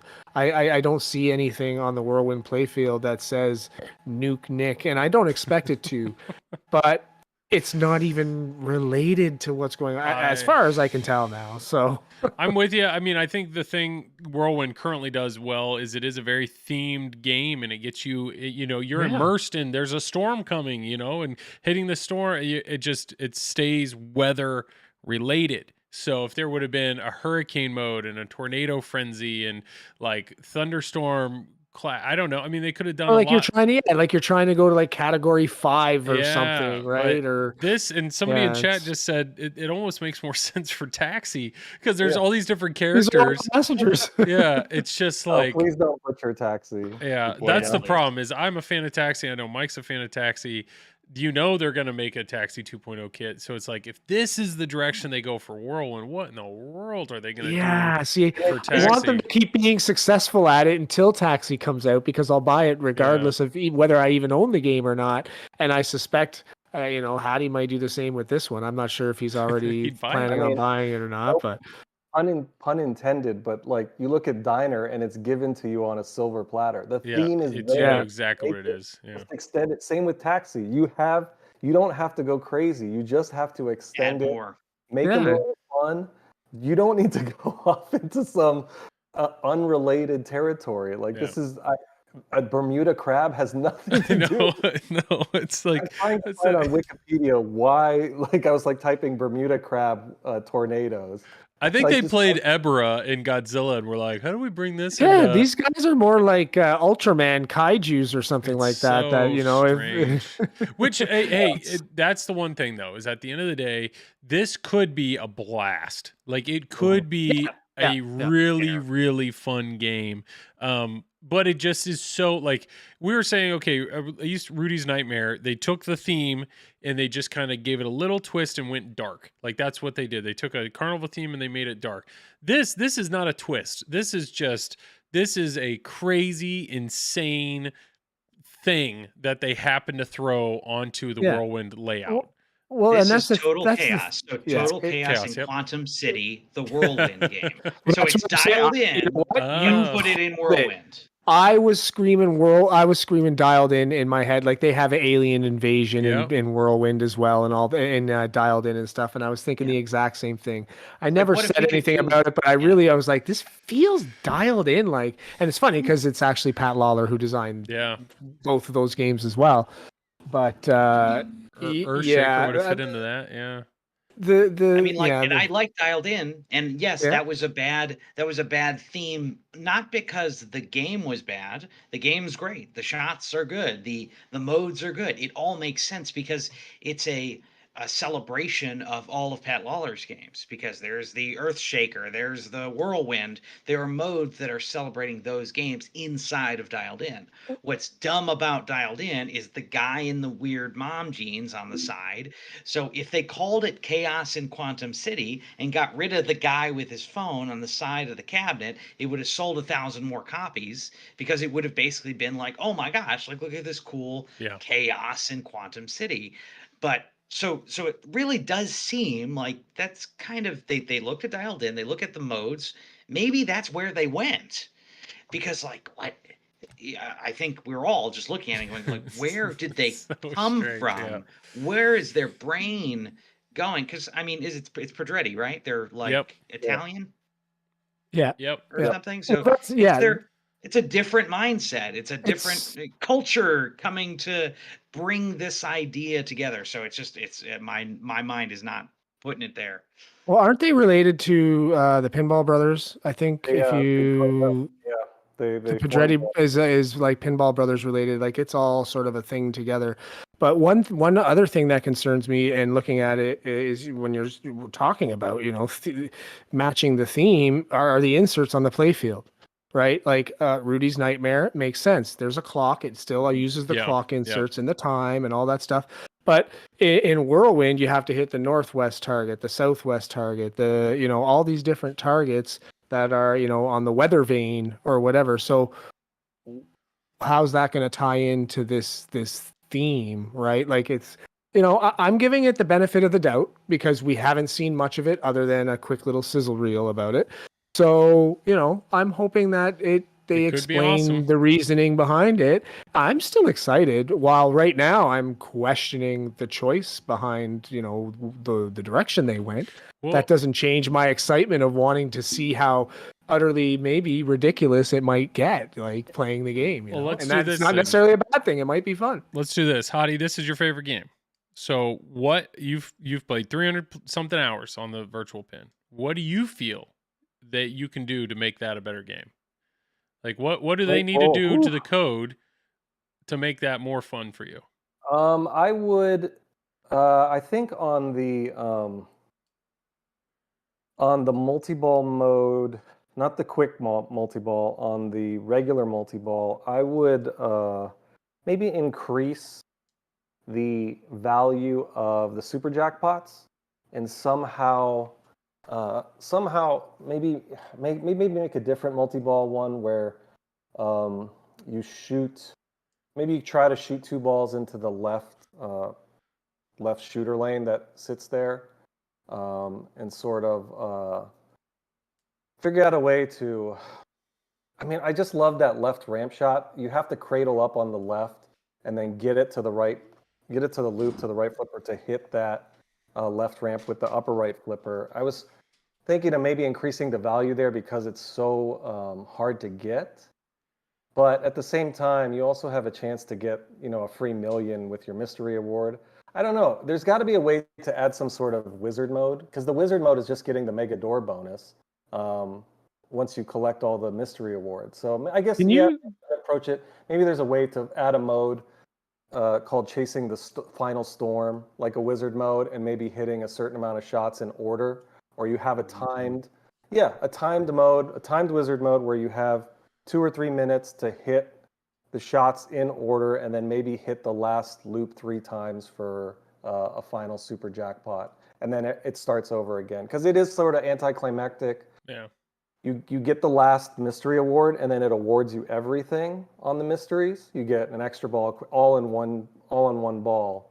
So maybe adding something after that, like a final wizard mode, would probably be better. But you are definitely saying you are just taking what's there and you're trying to add more to it. Yeah, you could definitely with an LCD add that sort of, okay, it's counted how many times the this shot has been made. But you know how like Circus Voltaire has like 4 phases. I don't even think you would need something that big where it gives players a break. Yeah. I think if you collected all the mysteries and then you started a fresh wizard mode, the ball drains, and now you have, okay, I have X amount of time to hit this shot.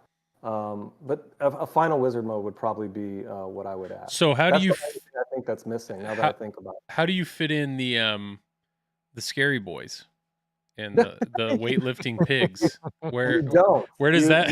You pretend they don't exist, or you have them just as a scarecrow flying in the background over a field. I just Well, yeah, that's just so strange what they did. storm, the storm. Now that I think about it, I would make the cloud, the storm, the final boss, and every time you hit him in the final wizard mode, his health goes down, or you're outrunning him. Like you could have the van, you could still use the van, and you're getting further away, and then you outrun him, and there you go. Well, Like maybe this is Send an email. So the Rudy's Nightmare Castle, though, is that when you play that, does it seem like a completely different game than Funhouse, or does it build? Is there similarities, or does it feel like no, they just went in a completely different direction with the rule set? Like Hadi was saying earlier, it's a System 11 game, so you can't do a whole lot to really change the game to make it feel that different, and I don't think that's necessarily a bad thing because the game is good for a reason, right? Like, I mean, the game is there and it's good for a reason. So I think they did extend on what Funhouse was doing with the 2.0. They didn't do that with Whirlwind. At least it doesn't look like it. I don't think this just doesn't feel like they're extending the Whirlwind code. It looks like they are giving you something and I mean, brand you can new. easily integrate the theme. Like I've even thought up of modes, even when we mentioned that in the chat today about what mode would you do. Well, I mean, the first thing that thought to my mind was, well, first mode would be get to the cellar or something like that. You got to hit every shot in the game, and that's collecting all your things that you need. And then your final shot is the cellar. You hit the cellar, and then there's your mode. That sort of thing. Like that's not too complex, but they didn't even do stuff like that in 2.0, Rudy's Nightmare 2.0. Every mode was basically hit the same shot over and over and over and over again. Yep. There was no complexity to it. Like if you could make a little bit of complexity, you could make it work with any layout, but definitely easily to follow that theme. I just don't know why they chose not to. All right. Well, just to wrap up that segment, I do have a joke for you. Where do squirrels go? Where do squirrels go during a tornado? Where do squirrels go during a tornado? The answer is everywhere. Everywhere. So yeah. Last thing I want to talk about. Yeah, I like that one. Yep. I thought this was pretty cool.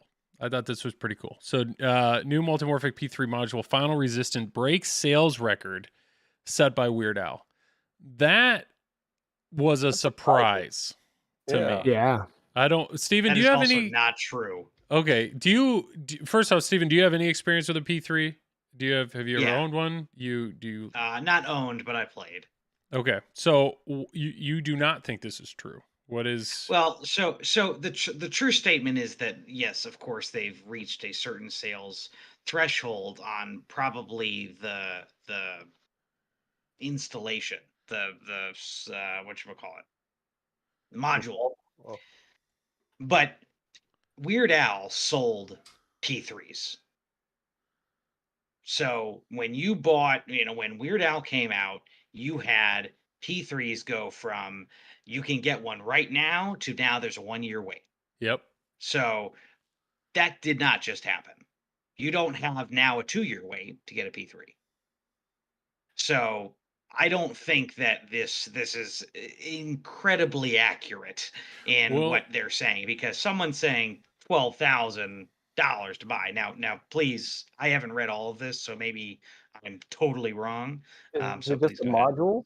No, I mean, I understand that. Yes, there were previous, when Weird Al came out, there were existing P3 customers that all they did was buy a module to add to their game, and then there were a lot of new customers. And you had said that there was already a wait. I mean, I remember before that was announced, there were we knew people that were ordered a P3 at Pinball Expo 2 years ago, and they were being told, I think, 4 to 6 months. And then Weird Al came out, and all of a sudden that became like, we just filled up our schedule for a year. So I assume though that Weird Al was the highest selling module, both module and full systems with a Weird Al. I assume that was the highest selling module to date. I mean, it was their first licensed one. It made total sense. What's interesting here though is that what they're saying though? Like, did Final Resistance? I'm assuming a lot of the people that have ordered Weird Al went ahead and ordered one of these. But they're saying there's even more people than that ordered. Maybe some of the initial owners that just aren't into Weird Al. Is this game more appealing? Is it a broader, more appealing game overall to all P3 owners than Weird Al, which is somewhat of a theme that some people maybe turned off on? Maybe. It's the most pinball. Yeah, it's the most pinball-y theme that they have. I like the way they did the sort of static play field where they have the insert lights and whatnot on there.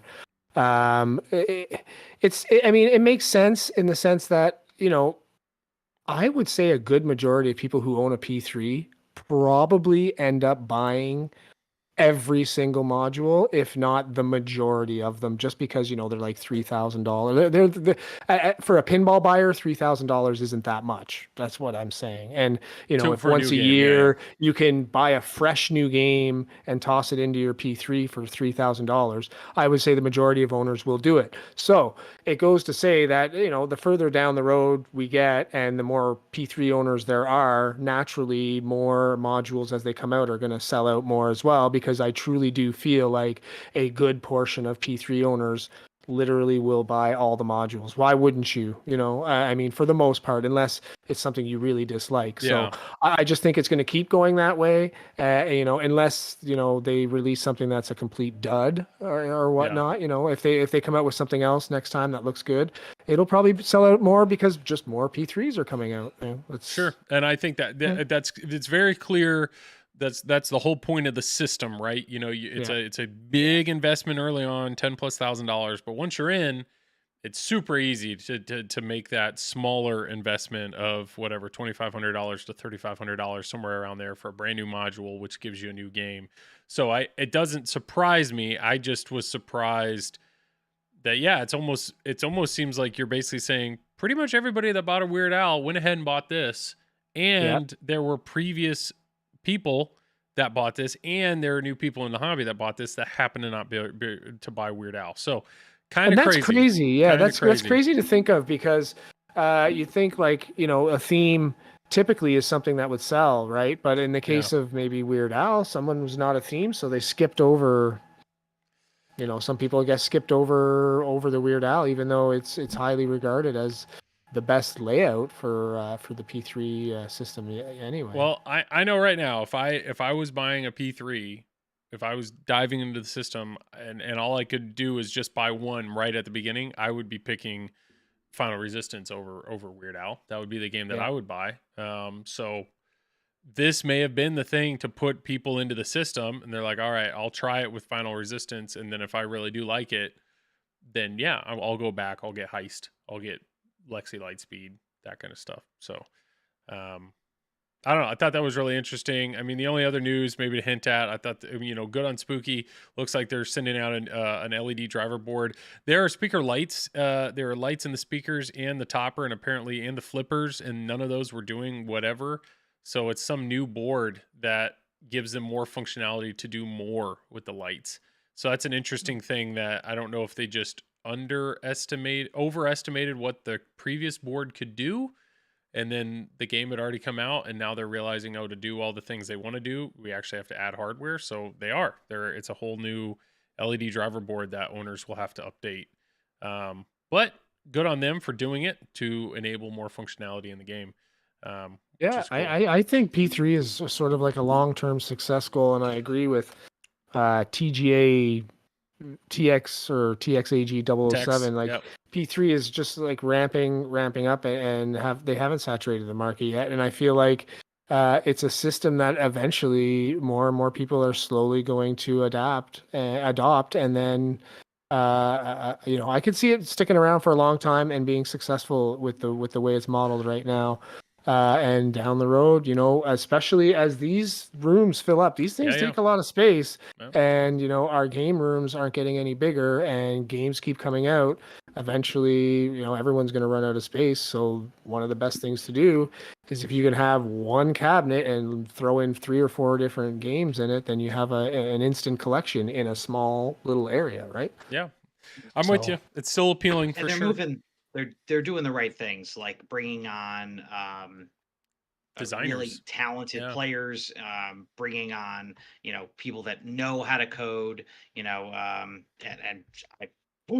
I wish the name did just fall out of my brain, but the gentleman who did Rick and Morty, Scott Denisi. Oh, Scott Denisi, yeah. No, I'm sorry, the coder. Bowen Cairns. Bowen Cairns. Thank you. Bowen Cairns doesn't do code; he does rules. But yeah, rules. Eric my Primke apologies. did the code. Other people code the rules that he designs. Yeah. So yeah, the rules are when it comes to being looking for a deeper game, having that depth and having that longevity of a game, I think Scott Denisi paired with Bowen Cairns is a really solid pairing, because Scott really has a good sense of building a game that feels and flips well, and Bowen has been such a mind inside of pinball for such a long time. He is that upper echelon player, like Carl D'Angelo, like a Keith Elwin, who just understands the game to a higher level than most the rest of us. So him being brought in to assist and coming up with some interesting concepts, I think is really solid and really valuable for P3 going forward. Yeah. Totally good point. Well, we've done it. We made it to midnight, so it's probably time to start to wrap it up. But yeah, to be honest, when we didn't have a ton to talk about, or didn't, like, normally we have a big list of line items, and I'm really happy with how the conversation went tonight, with just letting it flow between some of the different prompts and questions. And appreciate you guys chat for adding to that and keeping the conversation going. But we'll go around real quick. We'll plug it up. Hadi, if you wanna plug away, man, go for it. I'm Hadi Frisco Pinball. You search that name on all social media. You'll find me there. I haven't streamed in over a month, but I'll get back to it eventually. You can check me out at Pin Clash. Shout out Carl D'Angelo, i.e. Pinball. Make sure you watch this Saturday. He's hosting a great tourney for Godzilla. Pin Clash is always a blast. I'll be on at 2 p.m. And if anybody out there has a Walking Dead LE for sale, please let me know. I'm still looking for one. And let's go Venom. But great talk tonight, and thank you all for having me. Yeah, for sure, bud. Thank you. Yes, and like I said, Hadi did come in last minute, so thanks for just jumping in, man. Really appreciate that. Mike, go for it, man. You can catch me on Pinballers with my family most of the time when we're streaming. I throw in the odd afternoon stream or two during the week when I feel like it. Also doing a lot more tournament streaming. I too will also be participating at Pin Clash this weekend, so you can check us out there. I don't know what time I'm playing, probably around the same time. But I'm looking forward to that. That's always a blast. Are you playing or fun. Carter? I'm playing. You made it. I made it. Yeah, I made it. Yeah. Suck it, Carter. Yeah. Oh, well, yeah, so surprised. No, I just didn't know. Tom and Neil were duking it out, and I think Neil made it, not Tom. Yeah, so. Actually, truthfully, and just real quick, we didn't have a whole lot of time to stream a lot of attempts. I think we did 3 2-hour streams between the two of us. And I ended up getting the very, very last score of the third stream, a high enough score, and Carter was just like, nah. You don't have the time, you can take it this time, whatever. So so you can check us out doing that. Also, further down the road in August, we are the official streamer of the Beast, happening in Buffalo. So if you're not attending it, make sure you register. There's a lot of great players, including some of the top players in the world, including Ray Day and others already registered. So definitely check that out, and we'll be streaming that in August. And that's it. I'm gonna stop talking now. Cool. No, thank you, Mike. Appreciate it, man. And Steven, yes, first time on. Thanks a ton for being here. Plug away if you got anything. It was a lot of fun. Thank you guys for having me on. I'm Habermania. As a TD, I'll call out one of the upcoming tournaments that I'm running, the Mighty Ultra Pinball Battle. It's going to be at Thy Geekdom Con at the Greater Philadelphia Convention Center. There's over 8,000 people that go to that convention. It's in the Philadelphia area. We're taking donor games. We're building out that tournament. It's going to be the first year that I am running this tournament, the first time they ever have a tournament at that convention. But we're trying to build it out as a potential yearly event. So it'll be a limited attempts tournament. It's going to cost at maximum $50 to get through all of your attempts and to potentially get into finals with qualifying on Saturday and finals on Sunday, and that is May 27th and 28th. So again, thank you all. You can catch me on Twitch, twitch.tv/Habermania, or just find me on Twitter or Facebook. Awesome. Yeah, thanks so much for being here. And Sure. yeah, my name is Joel. This is like I said, every Wednesday night I do a stream. I appreciate Zach and Nicole Minnie at Flipping Out for letting me do this stream, let me borrow games and whatnot. Really appreciate that. I saw Zach was in chat there. Future news, no stream next week, and I think no stream the week after that, unfortunately, for you guys. My family, I have a business trip and we're going down a few days earlier to Orlando to actually take the family to Disney. So I'm pretty confident, actually I'm very confident I won't be streaming. So next 2 Wednesdays I will be out, but we'll definitely be streaming after that. Another quick plug, Doc Monday is a friend of the show. He Nudge season 2. So if you guys are into this magazine, definitely check it out, get subscribed, get to be a part of Nudge. Incredibly well done magazine. So definitely check that out. If not, just check out the website Nudge Pinball. There's some really enjoyable articles on here. But I would highly recommend becoming a subscriber and actually getting the magazine because it's really cool. I think that is it. So once again, appreciate all you guys for being on here. Everybody have a great night. And yes, unfortunately, no stream next week or the week after, but I'll be ready to go after that. So I think that's that. Have a great night, everybody.